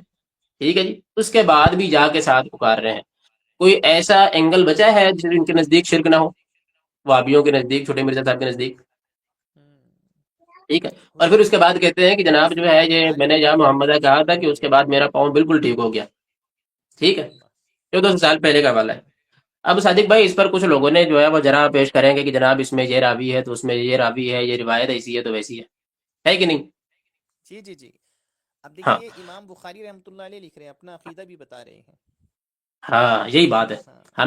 ہم یہاں پر روایت سے استدلال نہیں کر رہے. جی ہاں جی. یہاں پر امام بخاری علیہ الرحمہ باب پیش کر رہے ہیں. باب جو ہوتا ہے نا وہ مصنف کا خود کا اپنا موقف ہوتا ہے. یہ روایت پر تو آپ کلام کر سکتے ہو، لیکن جو موقف امام بخاری علیہ الرحمہ کا ہے، جو اپنی طرف سے لکھ رہے ہیں، جس کے لیے سند کی بھی ضرورت نہیں ہے، تو وہ خود کہہ رہے ہیں. کہہ رہے ہیں باب ما یقول الرجل اذا خدرت رجلہ. باب امام بخاری اپنا موقف پیش کر رہا ہے کہ جس وقت کسی بندے کا پاؤں سن ہو جائے یا پاؤں میں تکلیف ہو جائے تو اسے کرنا کیا ہے. یہ امام بخاری کا اپنا قول ہے. ٹھیک ہے جی. اور پھر اپنے اس دعوے کی دلیل میں عبداللہ بن عمر رضی اللہ تعالیٰ عنہ کا یہ واقعہ نقل کرتے ہیں کہ جناب جیسے حضرت عبداللہ بن عمر رضی اللہ تعالیٰ عنہ نے جو ہے نا یہ اپنا پاؤں ٹھیک کر لیا تھا، حاجت روائی ہو گئی تھی، مشکل کشائی ہو گئی تھی، تو ویسے ہی کر لینا چاہیے. ٹھیک ہے جی. ماشاء اللہ تو ماشاء یہ اللہ. حضرت امام بخاری علیہ الرحمہ کا اپنا موقف ہے. ہاں اب یہ کہہ سکتے ہیں کہ روایت جو ہے مجہول ہے، یہ ہے وہ ہے جو بھی ہے. میں یہ کہتا ہوں کہ یہ روایت حضرت امام بخاری علیہ الرحمہ کے نزدیک جو ہے نا صحت استدلال ضرور ہے. یعنی امام بخاری کے نزدیک یہ روایت کی صحت اتنی مضبوط ضرور ہے کہ اس سے یہ مسئلہ کے استدلال کر سکیں. ٹھیک ہے جی. اور اگر یہ شرک ہے تو پھر تو امام بخاری مشرک ہو گئے، اور اگر امام بخاری مشرک ہو گئے تو پھر مسلمان بچا کون؟ بتائیے 194 ہجری امام بخاری کی پیدائش، 256 ہجری میں وصال ہوا ہے. مطلب ہاں آج سے تقریباً آپ نے جو ہے 1200 سال پہلے کا عقیدہ پیش کر دیا. ہاں. اچھا میں نے ابھی کچھ دن پہلے آپ کو پتا ہے میں نے وہ کتاب ابن حجر الہیتمی الشافعی کی کتاب پیش کی تھی، اور اس میں سے میں نے کہا تھا کہ ان کا یہ عقیدہ ہے. انہوں نے بھی باب قائم کیا تھا ابن حجر نے بھی. اس میں بھی ایک روایت نقل کی تھی امام شافعی کے حوالے سے، اس پر بھی لوگوں نے جرا کر دی کہ جناب یہ تو ایسا نہیں ہے ویسا ہے. میں نے باب پیش کیا تھا کہ ابن حجر الہیتمی کہہ رہے ہیں فی تعذب الائمۃ معه فی مماتہ کما هو فی حیاتی، کہ امام اعظم ابو حنیفہ کی وفات کے بعد بھی ائمہ اور علماء ان کا ویسے ہی ادب اور احترام کیا کرتے ہیں جیسا کہ زندگی میں کیا کرتے تھے. اور آگے کہتے ہیں وَأَنَّ قَبْرَهُ يُزَارُ لِقَضَاءِ الْحَوَائِجِ، کہتے ہیں ان کی قبر زیارت کے لیے ہے، وہاں سے حاجتیں پوری ہوتی ہیں۔ آگے جا کے وہ کہتے ہیں اعلم، جان لو، انه لم يزل العلماء وذوو الحاجات يزورون قبرہ، کہ علماء اور حاجت مند لوگ وہ امام اعظم ابو حنیفہ کی قبر کی زیارت کرتے آئے ہیں، وَيَتَوَسَّلُونَ عِندَهُ بِقَضَاءِ حَوَائِجِهِمْ، اور وہاں آ کر ان کے وسیلے سے اپنی حاجتیں اور مرادیں مانگتے ہیں۔ تو پھر بارہا کے تجربہ ہے کہ جو ہے یہ بالکل جب بھی وہ آ کر یہ اپنی حاجتیں اور مرادیں اس طریقے سے مانگتے ہیں تو ان کی حاجات پوری ہو جاتی ہیں۔ ماشاءاللہ ماشاءاللہ، کوئی بتائیے روایت اتنے نہیں، بڑے بڑے ابن حجر علماء الہیتمی کرام خود کے کہہ پاس رہے ہیں۔ ان کا عقیدہ ہے۔ ہاں، اب ایک بندے نے جو ہے نا پھر کمنٹ کیا، کہنے لگا کہ جناب یہ 500 سال پہلے جس نے لکھا ہے وہ بھی مشرک ہے۔ اللہ اکبر، استغفر اللہ۔ اس نے کہا وہ بھی مشرک ہے، تم بھی مشرک ہو۔ اسی لیے میرے دل میں یہ خیال آیا کہ جناب چلیں جی، پھر یہ تو مشرک ہو گئے ابن حجر الہیتمی الشافعی، اب ماشاء چلیں اللہ جی امام ماشاء بخاری کو پیش کر دیتے ہیں، وہ بھی مشرک ہو گئے آپ کے نزدیک۔ اور حضرت جو ہے آپ نے عثمان بن حنیف کا پیش کیا، وہ بھی مشرک ہو گئے بقول آپ کے، معاذ اللہ۔ اللہ اکبر، استغفر حضرت اللہ۔ فاروق اعظم کے زمانے میں آپ نے بیان کیا کہ مصنف ابن ابی شیبہ میں موجود ہے، بالکل جی میرے پاس بھی موجود ہے، حضرت تو بلال اس بن میں جو عبد ہے وہ اللہ کہنے بن لگے حارث مزنی۔ مزنی مالک الدار سے بھی روایت ہے کہ وہ جو وزیر خزانہ تھے، ہوں، وہ بھی کہتے ہیں کہ جناب جب قحط پڑ گئی نا، مشکل آ گئی، کتنی بڑی مشکل تھی، کتنی بڑی حاجت تھی، جی جی پریشان جی تھے، قحط پڑ گیا تھا، تو کیا کیا، اس وہ حضور علیہ الصلوۃ والسلام کی قبر پر چلے گئے، اور جاگنے کے بعد کہتے کیا ہے، استسقی لامتی کا فانہم قد ہلکوا، یا رسول اللہ صلی اللہ علیہ وسلم بارش کا بندوبست کیجیے، آپ کی امت ہلاکت کے قریب ہے۔ وہ بھی مشرک ہو گئے صاحب۔ اچھا، اس پر مشکات سیدھا سا شریف ہمارا اور مطالبہ سنن یہ ہے۔ دارمی، حضرت جی جی بورے مشکات شریف اور سنن دارمی میں جی امام دارمی بھی سند صحیح کے ساتھ اس حدیث کو لاتے ہیں کہ حضرت امی جان عائشہ صدیقہ جو ہے تمام لوگوں کو حضور قبر شریف پر بھیج دیتی ہیں جب بارش جی، مدینہ شریف میں نہیں ہوتی ہے، تو پھر حضرت امی جان عائشہ سبحان صدیقہ پہ بھی یہ حکم لگ جائے گا۔ اللہ۔ جی جی، یہ بھی مشرک ہو گئے۔ حضرت اسما جو اچھا، مصیبت زدہ لوگوں کو جو بیمار ہو جاتے ہیں اسے شفا کے لیے حضور کے جبے مبارک کو دھو کر پلا رہی ہے، تو پھر حضرت اسما بھی نہیں بچی۔ وہ بھی مشرک ہو گئی، ٹھیک ہے جی، اللہ ہاں اکبر۔ صحیح ہے بالکل۔ تو یہ ہے، ہم نے اتنے پرانی جگہ سے پیش کیا۔ اچھا، اس میں سیدھا سا ایک جو بہت ہی بڑا سوال ہے وہ یہ ہے کہ دیکھیں جی، ہم قبروں پر جا کر وہاں سے جو ہے، ہمارا بھی یہ عقیدہ ہے کہ پوری حاجت اللہ ہی کرتا ہے، ٹھیک ہے جی، طاقت اللہ ہی کے پاس ہے، لیکن اللہ تبارک و تعالیٰ کی مدد کے طریقے دو ہیں۔ ایک یہ ہے کہ کبھی اللہ تبارک و تعالیٰ خود مدد کر دیتا ہے، ایک یہ ہے کہ اللہ تبارک و تعالیٰ اپنے بندوں سے کروا دیتا ہے۔ تو جس وقت جو ہے اللہ کے بندے مدد کر رہے ہوتے ہیں نا، اس وقت بھی حقیقی مدد وہ اللہ ہی کی ہوتی ہے، بندے صرف ذریعہ بن جاتے ہیں۔ جیسے کہ آپ نے پڑھا کہ جنگ بدر میں اللہ تبارک و تعالیٰ نے قرآن میں بیان کیا نا جی کہ جی فرشتے آئے مدد کے لیے، اللہ تبارک و تعالیٰ نے فرشتوں کو بھیجا۔ اب ظاہری بات یہ ہے کہ فرشتوں نے مدد کی ہے، لیکن ہمارا یہ عقیدہ ہے کہ حقیقت میں جو ہے وہ مدد بھی اللہ ہی کی تھی، فرشتے صرف ذریعہ بنے تھے، فرشتے صرف سبب تھے، حقیقی مدد وہ اللہ ہی کی تھی، ٹھیک ہے جی۔ تو یہ تو ہمارا بالکل صاف موقف ہے۔ لیکن اگر اس کو شرک کہہ دیا جائے تو سوال یہ ہے کہ بھائی دیکھیں، امام بخاری علیہ الرحمہ وہ باب قائم کر رہے ہیں کہ اگر پاؤں سن ہو جائے تو یا محمدہ کہیں آپ۔ ابن حجر الہیتمی کہتے ہیں کہ ان کی قبر زیارت کے لیے وہاں سے حاجتیں پوری ہوتی ہیں، ہے نا۔ فاروق اعظم کے زمانے میں صحابی چلے جاتے ہیں حاجت روائی کے لیے، جناب قحط پڑ گیا ہے۔ یہ تمام چیزیں تو امت میں شروع سے رہی ہیں، یہ مسلمانوں کا طریقہ رہا ہے۔ اشتاق اگر بھائی، جی جیسے امام بخاری کی قبر شریف سے بھی وسیلے لے کر بارش کی دعا کی گئی، اور جو جی نقد و رجال کے بہت ماہر امام ہیں، امام جی زہبی رحمۃ اللہ علیہ، جن ہاں کو یہ وہابی اہل حدیث بھی بہت زیادہ مانتے ہیں، امام زہبی جی کتابوں سے جرح نقل کرتے ہیں، توثیق پیش کرتے ہیں، حدیث کی جی صحت و سند کو سمجھتے ہیں امام زہبی کی بارگاہ میں جا کر۔ تو وہ امام زہبی رحمۃ اللہ علیہ جو آسماء اور رجال کے بہت ماہر امام ہیں، انہوں نے سیر اعلام النبلہ میں لکھا ہے کہ جب سمرقند میں قحط نازل ہو گیا، لوگ نماز استسقاء پڑھ کر دعا کر رہے تھے، وہاں کے قاضی شہر دعا کر رہے تھے لوگوں کو لے کر، لیکن بارش نہیں ہو رہی تھی، تو ایک نیک شخص آتے ہیں اور قاضی شہر کو کہتے ہیں کہ آپ سب حضرت امام بخاری کی قبر شریف پہ چلے جائے، وہاں جا کر دعا کرے۔ اچھا، بھی اتنی دنوں سے سالوں سے بارش نہیں ہو رہی تھی، لیکن جیسے ہی قاضی صاحب جو ہے لوگوں کو لے کر حضرت امام بخاری کی قبر شریف پر جاتے ہیں اور حضرت امام بخاری کے وسیلے سے بارش کی دعا کرتے ہیں، آپ فرماتے ہیں کہ ابھی ہم لوگ امام بخاری کی مزار شریف سے باہر بھی نہ نکلے تھے کہ جھما جھم بارش شروع ہو گئی، ہم لوگوں کو وہیں رکنا پڑا۔ بالکل، سبحان اللہ۔ اب بتائیے امام ماشاء اللہ. زہبی کا بھی یہی عقیدہ ہے، شروع سے لے کے اب تک کے ائمہ کرام محدثین کا بھی عقیدہ یہی ہے، جو الحمدللہ آج ہمارا عقیدہ ہے. جی ماشاء اللہ. یہ صادق بھائی میں نے یہ بھیج دیا ہے، یہ جو کمنٹ جو ہے نا وہ میں نے کر دیا ہے، اس میں لنک موجود ہے، اگر کوئی بھائی جڑنا چاہے تو وہ اس موضوع پر جو ہے وہ بات کر یہ سکتے ہیں. ادب المفرد کا اسکین ہے. اچھا اس کو ہٹا دیتے ہیں. ہاں میں نے کمنٹ میں لنک ڈال دی ہے، جو بھائی آ کر جو ہے وہ بات کرنا چاہیں اس موضوع پر وہ بالکل کر سکتے ہیں. تھوڑی دیر تک موقع ہے. اور بھی آپ کچھ ایڈ کرنا چاہتے ہیں صادق بھائی؟ ہم، جی ماشاء اللہ. تو یہ جو اتنے سارے جو دلائل پیش کیے گئے ہیں، آپ نے قرآن کریم کی آیت کریمہ پیش کر کے یہ دکھایا کہ حضرت یوسف علیہ السلام، قرآن کریم سورہ جی یوسف آیت نمبر 93 سے 96 میں اللہ پاک جو ہے حضرت یوسف علیہ السلام کی شان بیان کرتا ہے کہ جب حضرت یعقوب علیہ السلام کی آنکھ کی بینائی چلی گئی تو حضرت یوسف علیہ السلام دعا کر دیتے، روشنی آ جاتی، ہوں، لیکن آپ کو بالکل. اپنا شان اور مقام و مرتبہ دکھانا تھا، اس لیے آپ جو ہے اپنا قمیض اتار کر دیتے ہیں اپنی بھائیوں کو اور ہوں، کہتے ہیں کہ میرے والد کی آنکھ میں لگانا، فوراً روشنی آ جائے گی. تو آیت نمبر سبحان اللہ. 96 سورہ یوسف میں اللہ پاک ارشاد فرماتا ہے کہ جب حضرت یوسف کی قمیض کو لے جا کر حضرت یعقوب علیہ السلام کی آنکھ میں لگائی گئی، فوراً آنکھ کی بینائی آ گئی. سبحان اللہ. تو اب جو قمیض ہے مشتاق بھائی، جی اس قمیض میں تو کبھی زندگی تھی ہی نہیں، سبحان اللہ. جی ہے نا. وہ قمیض تو ایسا نہیں ہے نا کہ پہلے زندہ زندہ تھا، پھر ہاں بعد میں اس سے روح نکال دی گئی، وہ مردہ ہو گیا. جی یا پھر اس قمیض میں اس وقت جان تھی جس ہاں وقت وہ مددگار تھا، پھر اس قمیض کی جب روح نکال دی گئی تو وہ مددگار نہیں رہا. ایسا تو کچھ نہیں ہے اس صحیح. قمیض کے ساتھ. اور وہ قمیض جو بالکل. ہے وہ نہ نبی ہے نہ ولی ہے، ہاں کچھ بھی نہیں ہے. صحیح. لیکن بس وہ قمیض جو ہے مددگار اور اس شان کے لائق کیسے بن گیا؟ بس حضرت یوسف علیہ السلام کے جسم سے چند لمحوں کے لیے لگا تھا، تو چند لمحوں کے لیے لگنے کے بعد اس میں اللہ نے اس شان سے اس کو نواز دیا کہ اب وہ کسی نابینا شخص کی آنکھ میں لگتا ہے تو روشنی دے دیتا ہے. بالکل کسی مریض کو اگر اس کو دھو کر پلا دیا جائے تو شفا مل جاتی ہے. تو جب صحیح. اس قمیض کا یہ معاملہ ہے، یہ شان ہے، تو پھر حضرت یوسف علیہ السلام کی شان کیا ہوگی؟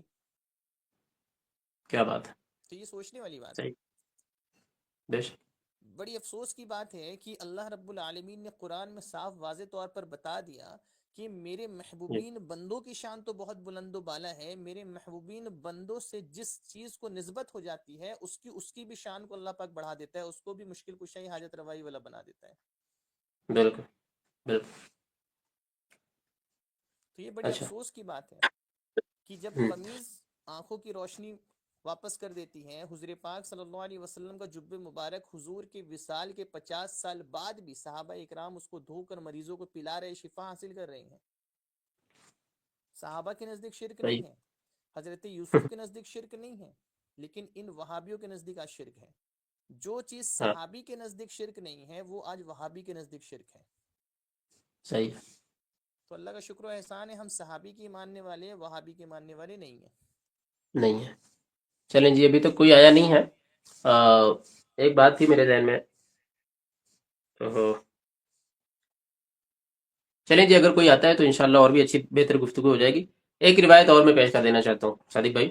جی جی یہ دیکھیں جی المستدرک علی الصحیحین، ٹھیک ہے جی. اس کی روایت نمبر ہے 8571. پہلے میں اسکرین پہ لگا دوں، کوشش کر لیتا ہوں، اگر لگ جائے تو اور بھی اچھا ہو جائے. 8571 مصنف ابن ابی شیبہ المستدرک علی الصحیحین. جی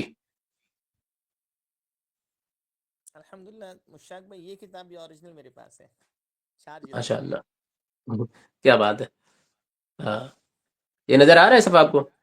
جی جی اس کو تھوڑا سا اور بڑا کر کے لگاتے ہیں. امیج. بسم اللہ الرحمن الرحیم. دیکھنے والوں سے گزارش ہے اگر وہ جوائن ہونا چاہیں تو بالکل آ سکتے ہیں. ٹھیک ہے.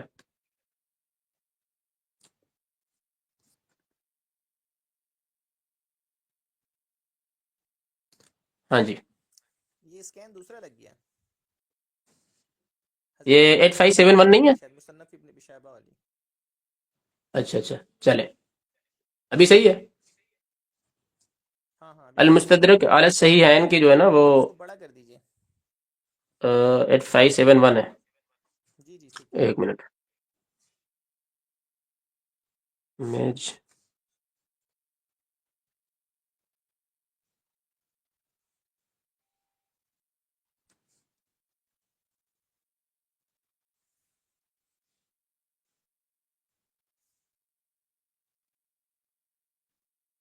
ہاں بڑا اب ہوگا. یہ پڑھیں. جی جی 8571. 8571 ہے روایت. جی جی جی جی. اچھا جی یہ آپ کی اسکرین پر ہے. اسلام 360 میں بھی چیک کر سکتے ہیں, حالانکہ کرنا نہیں چاہیے. آپ وہ اپنے فاروق بھائی کا کون سا ایپ ہے, سنی اسلامک ایپ, ہاں سنی اسلامک اس میں ایپ. پڑھیں. ٹھیک ہے جی. 8571 مستدرک للحاکم کی حدیث ہے. دیکھیں جی اس میں موجود یہ ہے کہ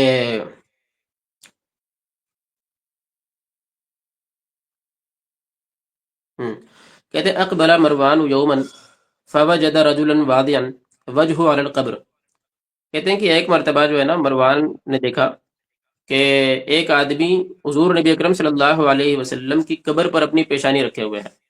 ماشاء ٹھیک اللہ. ہے. جی تو مروان نے اس کو گردن سے پکڑ کر بولا کہ اتدری ما تسنا. اس نے کہا کیا تم جانتے ہو, کیا تو جانتا ہے تو کیا کر رہا ہے. قال نعم. اس نے کہا, پہلے سینوریو ایک بار پھر سے سمجھ لیں. بات یہ ہے کہ مروان نے ایک بار دیکھا کہ ایک بندہ ہے, اس نے حضور نبی اکرم صلی اللہ علیہ وسلم کی قبر مبارک پر اپنا چہرہ, اپنی پیشانی رکھ کر جو ہے وہ بیٹھا ہوا ہے. اس کو بڑا برا لگا. یہ مروان آیا ادھر سے اور اس نے جو ہے اس بندے کا جو ہے نا وہ گردن سے پکڑ کر جو ہے پکڑ لیا, اور اس نے کہا اتدری ما تسنا, کیا تو جانتا ہے تو یہ کیا کر رہا ہے.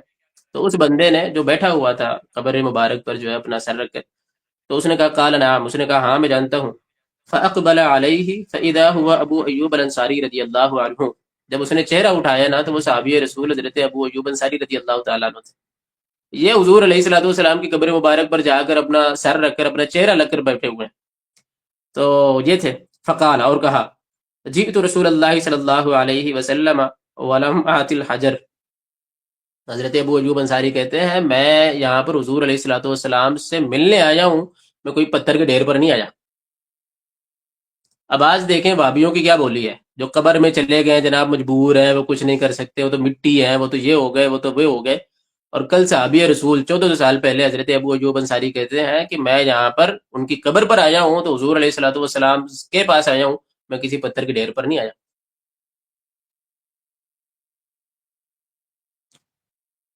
ہلو صادق بھائی, آواز آ رہی ہے آپ کو؟ جی جی جی آ رہی آ رہی. چلے ماشاء اللہ. یہ کچھ دلائل تھے ہم لوگوں نے پیش کر دیے. میرا خیال ہے کہ بات بالکل واضح ہو گئی ہے. جی جی یہ اب حدیث اگر صحیح کوئی ہے, بھائی آپ کا آتا ہے تو مسند احمد بن حنبل میں بھی ہے الحمدللہ. ماشاء اللہ. جی جی چلیں جی ٹھیک ہے. اللہ تبارک و تعالیٰ میں کہنے آپ سننے کو. سے زیادہ عمل کرنے کی توفیق عطا فرمائے. جی آپ کچھ کہہ رہے ہیں صادق بھائی؟ جی جی جی یہ کہہ رہے تھے کہ جب حضرت ابو ایوب انصاری صحابی رسول میزبانی جی رسول صلی اللہ علیہ وسلم صلی اللہ علیہ وسلم. جب مدینہ منورہ حضور گئے تھے تو حضرت ابو ایوب انصاری رضی اللہ تعالیٰ عنہ کے گھر پر ہی, مکان پر ہی رکے تھے آپ نا, ہجرت کر کے جب گئے جی تھے. جی بالکل. ہاں تو حضرت ابو ایوب انصاری صحابی رسول جب حضور کے روضے مبارک پر اپنا لب اپنے چہرے کو رگڑ رہے تھے اور جو معاملات تھے اپنے حضور کی بارگاہ میں فریاد پیش کر رہے تھے, تو اس وقت جی پہ جو مروان تھا, ہاں سمجھ لیجئے وہابیوں کے ابا حضور, اس کو تو یہ جی شرک جی لگ رہا تھا. تو ہاں مروان دیکھ کر بولا کہ ہاں یہ تو قبر رسول پہ شرک ہو رہا ہے, جس کو یہ وہابیاں شرک کہہ رہی ہیں. 1450 سال پہلے ان کے بڑے ابا مروان بھی اس کو شرک کہہ رہے تھے. جی اور کس کے عمل کو شرک کہہ رہے تھے؟ صحابی کے عمل کو شرک کہہ رہے تھے. صحابی رسول. بتائیے جی کتنی بڑی بدبختی ہے. اور الحمدللہ یہ جو ہے نا, یہ مروان ہاں کے عقیدے و راستے و نظریے پہ چلنے والے لوگ ہیں, اور ہم الحمدللہ صحابی کے راستے پہ چلنے والے لوگ ہیں. ہاں. اور یہ اب تھوڑا سا ایک اور موضوع پر ہلکی سی بات ہو جائے صادق بھائی. یہ جو ہے نا کہ مسلمانوں کو جو ہے نا قرآن پڑھ کر مشرک کہہ دینا, یہ بھی کوئی نیا نہیں ہے. ہاں یہ بھی کوئی نیا نہیں ہے, بالکل. ہاں حضرت علی رضی اللہ تعالیٰ عنہ کے زمانے میں بھی جو ہے وہ خارجی حضرت علی کو معاذ اللہ مشرک کہتے تھے, اور قرآن وہ آیت قرآن ہی کی پڑھتے تھے. جی جی بالکل بالکل. آج بھی جو خارجیوں کے نقش قدم پر ہیں, وہ آج بھی قرآن کی آیت پڑھتے ہیں اور حضرت علی کے نقش قدم پر چلنے والوں کو مشرک کہتے ہیں. بالکل بالکل بالکل. اور شرک کے حوالے سے آپ تھوڑی سی گفتگو کر دیں. معاملہ تھا نا غالباً کہ جب جنگ صفین میں آپ صلح کرنے کے لیے ایک حاکم مقرر کیے تھے دونوں کی طرف سے، جی جی ہاں تو یہ وہیں خارجی سے کھڑے ہو گئے حاکم تھے. جو ہے یہ کھڑے ہوئے مولا علی کے خلاف تلوار نکال کر اور کہے، قرآن کی آیت پڑھے کہ اللہ نے قرآن میں فرمایا کہ میں ہی حاکم ہوں، قرآن پڑھتا ہے مولا جی علی کے سامنے ہاں اور کہتا ہے کہ ہائے علی صحیح تو نے تو شرک کر دیا معاذ اللہ. ہے. تو جیسے کل یہ خارجی جو ہے مولا علی کے سامنے قرآن پڑھ کے شرک کا الزام لگا رہے تھے، آج یہ خارجی جی کی جو ناجائز اولاد وہابی ہیں یہ ہمارے سامنے جی مولا علی کے غلاموں کے سامنے قرآن کی آیت پڑھتے اور شرک کی تہمت لگاتے ہیں. بالکل بالکل. اچھا جی. اور آپ کی ایک ویڈیو میں نے دیکھی تھی صادق بھائی، آپ نے شاید بتایا تھا اگر مجھے ٹھیک سے یاد ہے کہ حضور علیہ الصلوۃ والسلام نے وہ کہا تھا ایک مرتبہ کہ مجھے ایک شخص کا میری امت پر بڑا خوف ہے. جی جی جی جی جی. بیان کریں اگر یہ آپ کا صحیح ابن حبان کی روایت ہے. ہاں جی جی. جی جی. صحیح تو ابن حبان مسلمانوں کی کو روایت ہے کہ حضور فرماتے ہیں جی کہ مجھے میری امت میں، اچھا یہ پہلے بخاری کی حدیث پڑھ دیتے اس سے پہلے کہ صحیح اچھا بخاری کی حدیث ہے. پہلے حضور فرماتے ہیں کہ مجھے اللہ کی قسم جس کے قبضے قدرت میں میری جان ہے، مجھے میرے جی بعد یہ خوف نہیں کہ تم شرک کرو گے. سبحان اللہ. اپنی امت جی کے بارے میں حضور فرما رہے ہیں کہ مجھے یہ خوف نہیں کہ تم میرے بعد شرک کرو گے، ہاں دنیا کی محبت میں آپس میں ایک دوسرے سے لڑو گے ضرور. جی ایک تو حضور نے اللہ کی قسم کھا کے فرما دیا کہ میرے غلام شرک نہیں کریں گے، نہیں مجھے کریں کوئی خوف نہیں، یعنی شرک کا خوف نہیں ہے. لیکن صحیح ابن گے. جی حبان کی حدیث میں حضور فرما رہے ہیں کہ مجھے میری امت میں ایک شخص کا خوف ہے، ایسے شخص کا خوف ہے.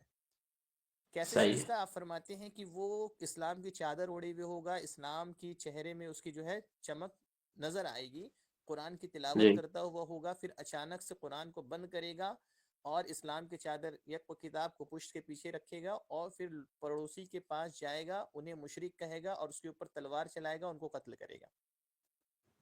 تو صحابہ نے پوچھا یا رسول اللہ صلی اللہ علیہ وسلم آخر دونوں میں مشرک کون ہوگا؟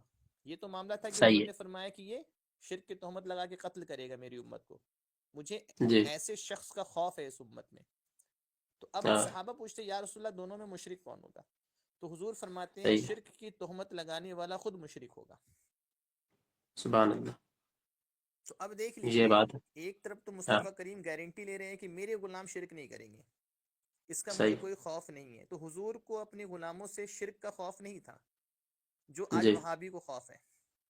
صحیح ہے. لیکن مصطفیٰ کریم کو اپنی امت میں ایسے شخص کا خوف ضرور تھا جو حضور کی امت، حضور کے غلاموں کے اوپر شرک کا جھوٹا الزام لگائے گا، شرک کی تہمتیں لگائے گا اور ان کو قتل و غارت کرے گا، جو آج ہو رہا ہے. صحیح. ابن عبد الوہاب نزدی کی پیشن گوئی، اس کے تعلق سے علماء نے فرمایا کہ اس سے مراد جو ابن عبد الوہاب نزدی تھا جس نے امت کے اوپر شرک کی تہمتیں لگائیں اور مسلمانوں کو، علماء اہل سنت کو قتل و غارت کیا. اور صحیح مشتاق ہے. میں ایک اور حدیث شریف آپ کو پیش کرنا چاہیں گے، ہاں اجازت ہو تو. جی جی بالکل بالکل ضرور. مستدرک علی صحیحین کی حدیث شریف ہے. جی اس کے راوی حضرت سداد بن عوف ہے. حضرت سداد بن عوف فرماتے ہیں کہ سبحان ایک بار اللہ. میں نے اللہ کے پیارے حبیب صلی اللہ علیہ وسلم کو کافی غمگین دیکھا.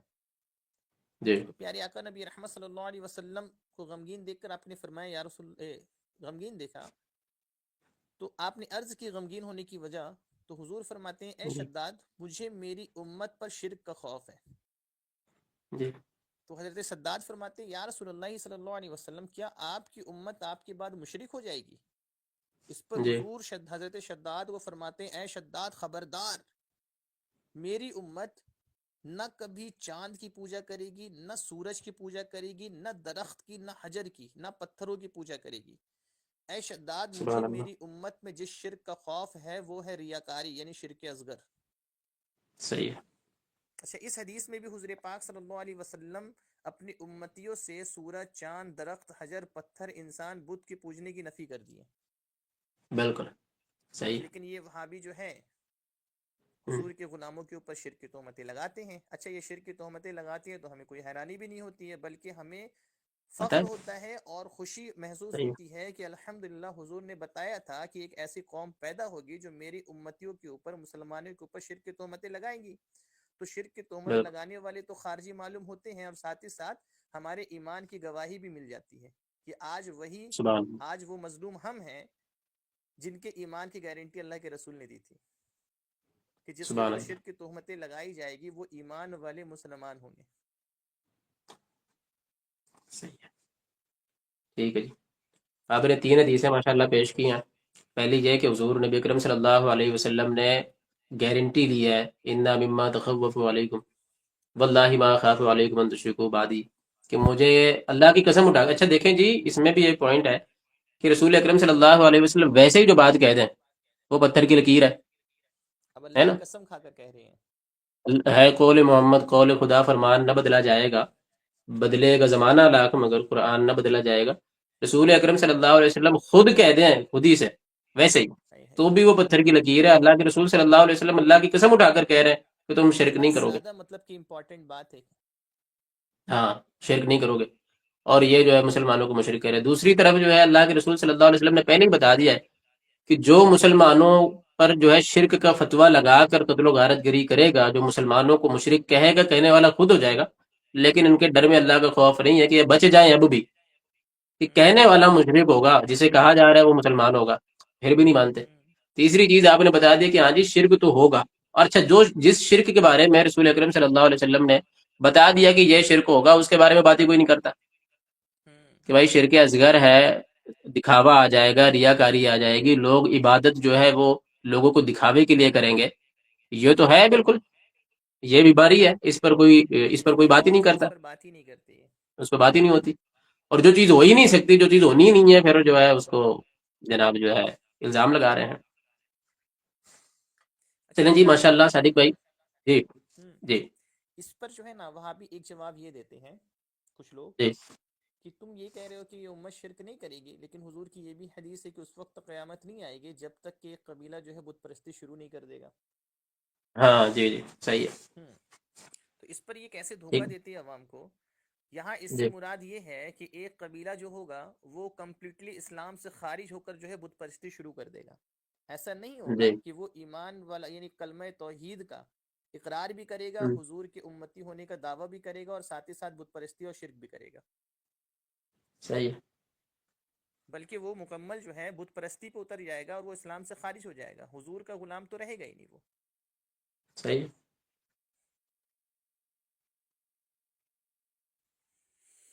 جی فرمائیے.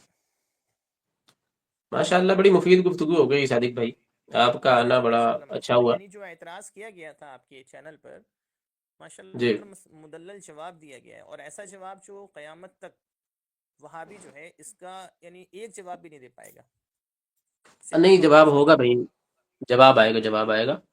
اور جو میری ویڈیو کے جواب تھا، میں کہا تھا ان لوگوں نے، اس میں بھی جواب تھا. یہ اعتراض تو کچھ ہی ایک ہی دو تھے کہ 14 سال سے پہلے سے پیش کرو، قرآن اور حدیث سے پیش کرو. باقی جوابات یہ تھے کہ تم مشرک ہو، تم قبر پجوا ہو، یہی ہے نا. جواب آئے گا، بس یہی آئے گا. یہ جواب ہوگا. ٹھیک ہے جی. ہاں یہ جواب اس ہوگا، کے یہ بہت بعد سارے یہ جواب جواب ہوں جو ہوگا مشتاق بھائی، یہ جواب گے. جو جی ہوگا کہ ہم مشرک اور قبر جی پوجاری ہے، اس کے ہاں بارے میں تو ہمارے آقا نبی رحمت صلی اللہ علیہ وسلم پہلے ہی ہمیں الرٹ کر دیے، ہمیں بتا دیے. جی اگر ہمیں ہاں حضور نہیں بتائے ہوتے تو بھلے ہمیں افسوس ہوتا یا ڈر ہوتا، یہ کہیں ہم ایسا تو نہیں کہ ہم شرک میں مبتلا ہے تو صحیح ہمیں ہے. آج مشرک کہا جا رہا ہے. لیکن اللہ کے ہاں رسول صلی اللہ علیہ وسلم جو ہمارے غیبدہ نبی ہیں اس پہ قربان جائیے، میرے آقا صلی اللہ علیہ وسلم پہلے ہی فرما دیے کہ میرے غلاموں گھبرانا نہیں ہے، ایسی قوم بدبخت قوم پیدا ہوگی جو تمہیں شرک کی ہاں تہمت لگائے گی، تمہارے اوپر شرک کا جھوٹا الزام لگائیں گے، لیکن تم گھبرانا نہیں، مشرک تم نہیں ہوں گے بلکہ خود وہ بدبخت مشرک ہوں گے. صحیح ہے. اچھا، الحمدللہ. اس میں تھوڑا سا انصاف کا تقاضا یہ ہے. دیکھیں جی، اگر جو ہے ان کے اندر انصاف ہے تو انہیں غصہ نہیں کرنا چاہیے، انہیں پہلے جا کے تحقیق کرنی چاہیے کہ آیا بالکل امام بالکل. بخاری علیہ الرحمہ کی کتاب الادب المفرد ہے بھی کہ نہیں. ہوں اور اگر ہے تو روایت پر تو بات نہیں ہے. اگر جو ہے کتاب امام بخاری کی الادب المفرد ہے اور اس میں اگر انہوں نے امام بخاری نے اپنا موقف لکھا ہے، باب لکھ کر، تو یہ امام بخاری کا موقف ہے کہ نہیں. ہوں اور اگر جب یہ امام بخاری کا موقف سامنے آ جائے تو دو راستے ہیں. ایک، یا تو جسے یہ شرک کہہ کر جو ہے نا مسلمانوں کو مشرک بتاتے ہیں، اس سے توبہ کر لے کہ جناب آج سے 1200 سال پہلے امام بخاری جیسا بندہ وہ بھی وہی بات کر رہا ہے جو آج بریلوی کرتے ہیں، تو ہوں یہ ہم ہی غلط ہیں، امام بخاری تو مشرک ہو نہیں سکتے، توبہ کر لے، اہل سنت میں داخل ہو جائے. دوسرا طریقہ یہ ہے کہ امام بخاری کو مشرک کہنا شروع کر دے اور اعلان کر دے جی ہم امام بخاری کو بھی نہیں مانتے. انصاف کا تقاضا تو یہی ہے نا.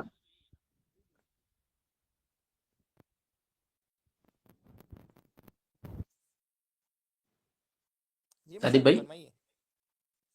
میں پوچھ رہا ہوں آپ سے کہ انصاف کا تقاضا تو یہی ہے نا کہ بھائی دو میں سے ایک کام کر لے، یا تو شرکت فتویٰ واپس کر لے، یا پھر کم از کم اتنا تو اعلان کر دیں یار کہ ٹھیک ہے جی ہمیں نہیں پتا تھا، آج ہمیں پتہ چل گیا کہ صحیح روایت موجود ہے کہ صحابی رسول صلی اللہ علیہ وسلم وہ قبر کی زیارت کے لیے جاتے ہیں اور وہاں پر جا کے وہاں سے برکت بھی حاصل کرتے ہیں، اور چہرہ رکھ کر قبر مبارک پر محبت میں بیٹھتے ہیں، برکت حاصل کرتے ہیں. بے شک بے تو شک. جناب اسے ہم کم از کم شرک نہیں کہیں گے، آج سے ہم بھی یہ کرنا شروع کر دیں گے، اور یا پھر نہیں کریں گے تو کم از کم مسلمانوں کو مشرک نہیں کہیں گے.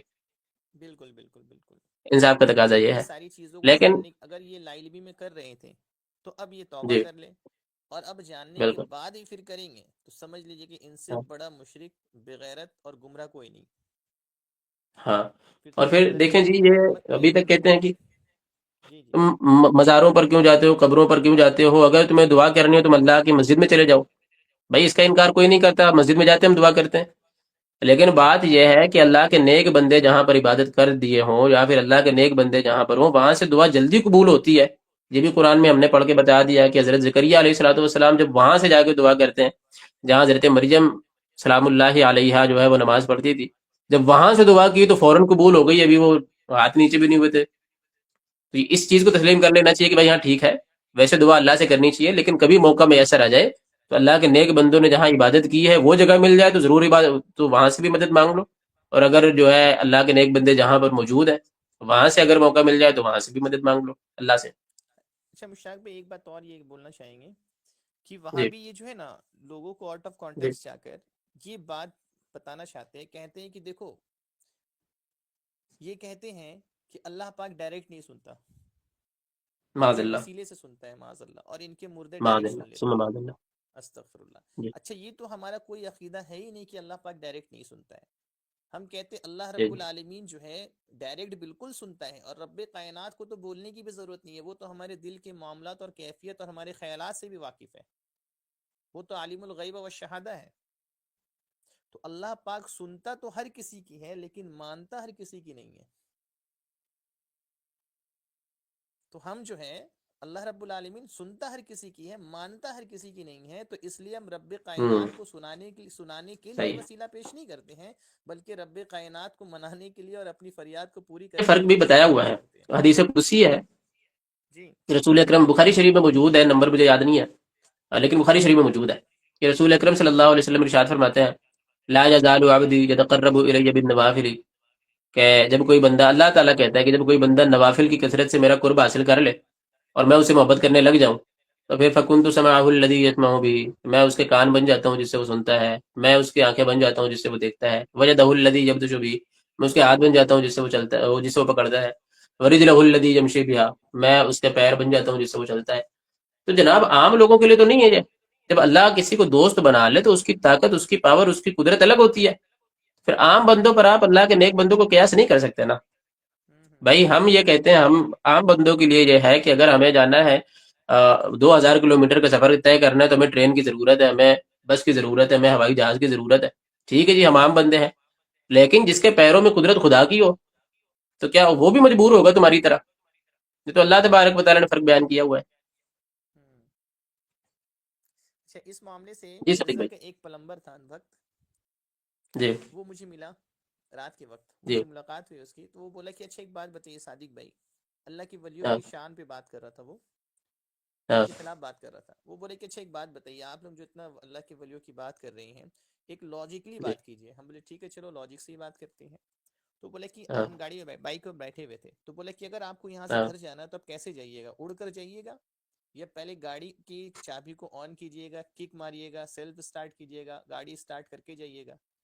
تو ہم بولے بالکل اگر ہم کو یہاں سے جانا ہے تو ہم گاڑی کی چابی آن کریں گے، سیلف ماریں گے، گاڑی سٹارٹ کریں گے اور پھر جائیں گے. تو بولا وہی تو ہم بھی کہہ رہے ہیں، تو پھر کیا یہاں سے ڈائریکٹ تو آپ جا نہیں سکتے ہیں، تو پھر کیسے آپ کہتے ہیں کہ ولی ڈائریکٹ یہ کر دیں گے وہ کر دیں گے؟ ہم بولے ارے بیوقوف، یہ اسباب کی ضرورت تو مجھے ہے، تم ہم جیسے ناچیز کو ولیوں پر قیاس کیوں کر رہے ہو؟ بولا کیسے؟ ہم بولے اللہ کے ولیوں کے لیے دور و نزدیک کوئی معنی نہیں رکھتا ہے. بولا کیسے نہیں رکھتا ہے؟ آپ دکھا دیجئے قرآن شریف میں، آپ نے کوئی حدیث پیش کر دیجئے. ہم بولے ایک منٹ، قرآن کریم کو مکمل پڑھے ہو ترجمہ کے ساتھ الحمد سے لے کے والناس تک؟ بولا نہیں نہیں آپ دکھا دیجئے نا. ہم بولے ہم دکھا رہے ہیں. ہم لے سورہ نمل آیت نمبر 40 پڑھ لو. حضرت سلیمان علیہ السلام جب جی بلقیس کا تخت کو اپنے پاس چاہتے ہیں تو اپنے بیٹھے ہوئے مجلس کے لوگوں میں کہتے ہیں کہ تم میں سے کون ہے جو بلقیس کا تخت مجھے لا کر یہاں دے دے. تو اس میں سے ہوں بیٹھا ہوا مرزا کے نزدیک جو صحابی جن تھا عفریت، جو اصل میں خبیث جن تھا، وہ کہتا ہے کہ حضور میں ہوں اس پر قدرت رکھنے والا طاقتور، میں لے کر آ جاؤں گا. اچھا وہ اتنا پاورفل جن کہتا ہے کہ میں لے کر آؤں گا، تو آپ کہتے کب تک؟ تو وہ کہتا ہے کہ آپ کی مجلس برخاست ہونے سے پہلے پہلے، یعنی جو بلقیس آ رہی تھی ان کو آنے میں 1 مہینے کا سفر لگے گا. تو 1 مہینے کا سفر میں وہ طے کر کر آ جائے گی، مجلس ختم ہونے سے لگ جائے گی، مجلس ختم ہونے سے پہلے پہلے وہ جن جو ہے تخت لے کر آ جائے گا. اور وہ تخت بھی اتنا بھاری بھرکم، 40 ہاتھ لمبا، 40 ہاتھ چوڑا اور اونچا، ہیرے جواہرات سے بھرا ہوا، جس کو 40 مستنڈے پہلوان بھی ہلا نہیں پاتے تھے. وہ بھاری تخت تھا. تو لیکن حضرت سلیمان کہتے کہ نہیں نہیں، مجھے اس سے پہلے چاہیے. تو حضرت سلیمان علیہ السلام کی مجلس میں بیٹھے ہوئے حضرت آصف بن برخیہ تھے، جی جن کو کتاب کا علم تھا. تو قرآن میں اللہ فرماتا جی ہے کہ آصف بن برخیہ کہتے ہیں، اللہ کے ولی جو کہتے ہیں ان کی مجلس میں بیٹھے ہوئے کہ حضور میں لے کر آؤں گا. آپ فرماتے کب تک لے کے آؤ گے؟ بولے حضور آپ کے پلک جھپکنے سے پہلے لے آؤں گا. سبحان اللہ. اور سورہ نمل آیت نمبر 40 میں اللہ فرماتا ہے کہ حضرت سلیمان علیہ السلام کے بھی پلک جھپکی بھی نہیں تھی کہ حضرت آصف بن برخیہ جو ہے وہ اتنا بھاری بھرکم تخت مہینوں بھر کا سفر جی کیے، مہینوں بھر کا سفر تھا، جی اتنی دور تھا، وہ وہاں سے بیٹھے بیٹھے پل بھر میں لے کر آ گئے. صحیح ہے. مشتاق بھائی آپ نظر نہیں ماشاء آ رہے؟ اللہ میں نظر نہیں آ رہا ہوں. ہاں نہیں، آپ کی ویڈیو رکی ہوئی ہے. ابھی آ رہی ہے ویڈیو؟ میری ویڈیو نہیں جا رہی ہے؟ آپ کی ویڈیو غائب ہو گئی ہے، آپ کی وائس آ رہی ہے.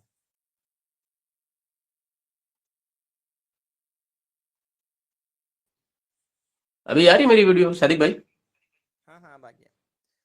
اچھا تو ماشاء یہ اللہ. مرزا پلمبر چلیں جی آپ صاحب نے کو میں اتنی یہی زبردست. کہا تھا جی جی. کہ ہم ہاں بولے دیکھو، ہم جیسے ناچیزوں کے لیے یہ سارا معاملہ سفر کر کے اگر جائیں گے تو مہینہ بھر لگے گا، لیکن اللہ کے ولیوں کے لیے نہ ہی دور ہوتی ہے، نہ کوئی چیز نزدیک ہوتی ہے، اور نہ ہی کوئی بھاری بھرکم ہوتا ہے، نہ ہی وزندار ہوتا ہے. وہ پل بھر میں چاہے کچھ بھی کر سکتے ہیں.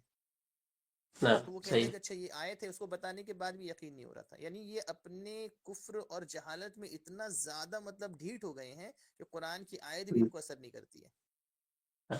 اس پر ایک پوائنٹ مجھے دھیان میں آیا صادق بھائی. جی دیکھیں جی مرزا پلمبر صاحب جو ہے نا کتنے انصاف پسند آدمی ہیں. بات یہ ہے کہ اگر یہ بات کرنے پر آئیں تو کہیں کہ جو ہے وہ انبیاء اولیاء کے لیے کہیں کہ وہ تو اپنا پیشاب بھی نہیں روک سکتے معاذ اللہ، استغفر اللہ، معاذ اللہ. ہے نا. پیغمبر کا نام لے کر کہیں کہ نبی بھی ہوں تو بھی نہیں روک سکتے معاذ اللہ. ٹھیک کتنی ہے بڑی جی. توہین ہے. لیکن جب ان کو عزت تکریم کرنی ہو تو عفریت من الجن سلیمان علیہ الصلوۃ والسلام کی مجلس کا صحابی جن ہے تو اس کا دفاع ہوگا جناب.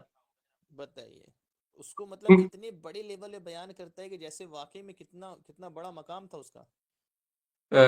ہم کو کہیں لگتا ہے کہ وہ جو خبیث جن تھا یہ مرزا کوئی استاد وغیرہ میں سے تو نہیں ہے. بڑی دقت ہو گئی تھی. کیونکہ لوگ اپنے آقا اور اپنے سردار کی تو تعریف کرتے ہیں دل سے. تعریف کرتے ہیں. صحیح ہے. آصف بن برقیہ کے حوالے سے اس کا میں نے کلپ دیکھا، وہ کہتا ہے نہیں جی یہ سلیمان علیہ الصلوۃ والسلام ہی تھے، وہ خود ہی لے آئے تھے. آصف بن برقیہ کا تو میں نے نہیں سنا کہ اس نے محبت کا اظہار کیا ہو جناب، بڑا خوش ہو گیا ہو. لیکن عفریت کو آپ نے برا کیسے کہہ دیا؟ ارے ارے جن کو نہیں کہنا چاہیے تھا آپ نے. ارے. چلیں خیر ماشاء اللہ. جس کو خود ٹھیک ہے اردو صادق جس کو بھائی اتنا صحیح ڈھنگ سے اردو پڑھنا نہیں آتا ہے، وہ اعلیٰ حضرت کے ترجمہ میں کلام کر رہے ہیں. ہاں صحیح ہے.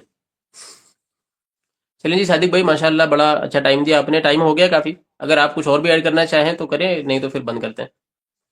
نہیں ابھی تو فی الحال اتنا کافی ہے. باقی کچھ سامنے والے جو ہمارے مخالفین ہیں ان کو کچھ موقع دیا جائے کہ وہ کچھ پھر اعتراض کرے، تاکہ ہم پھر اور قاعدے سے دلائل کی روشنی میں اور جواب کریں کہ ان کی اصلاح کریں. بالکل بالکل. اور اللہ تبارک و تعالیٰ آپ کو جزائے خیر عطا فرمائے. آخری میں گزارش کروں گا اپنے بھائیوں سے کہ بھائی دیکھیں جی میرا کام تو کچھ بھی نہیں ہے، ٹوٹا پھوٹا کر رہا ہوں، لیکن صادق بھائی کا ہمارے جو کام ہے نا یار کمال ہے ماشاءاللہ. تو جزاک یوٹیوب پہ اللہ بھی، خیر. فیس بک پر بھی، انسٹاگرام پہ بھی ضرور جو ہے فالو کریں صادق بھائی کو، اور خوب زیادہ شیئر کریں. جزاک اللہ خیر مشتاق بھائی. چلیں ٹھیک ہے، اجازت ہے صادق بھائی؟ جی جی جی، السلام علیکم ورحمۃ اللہ، چلیے، دعا میں یاد وعلیکم رکھیے گا. السلام ورحمۃ اللہ وبرکاتہ.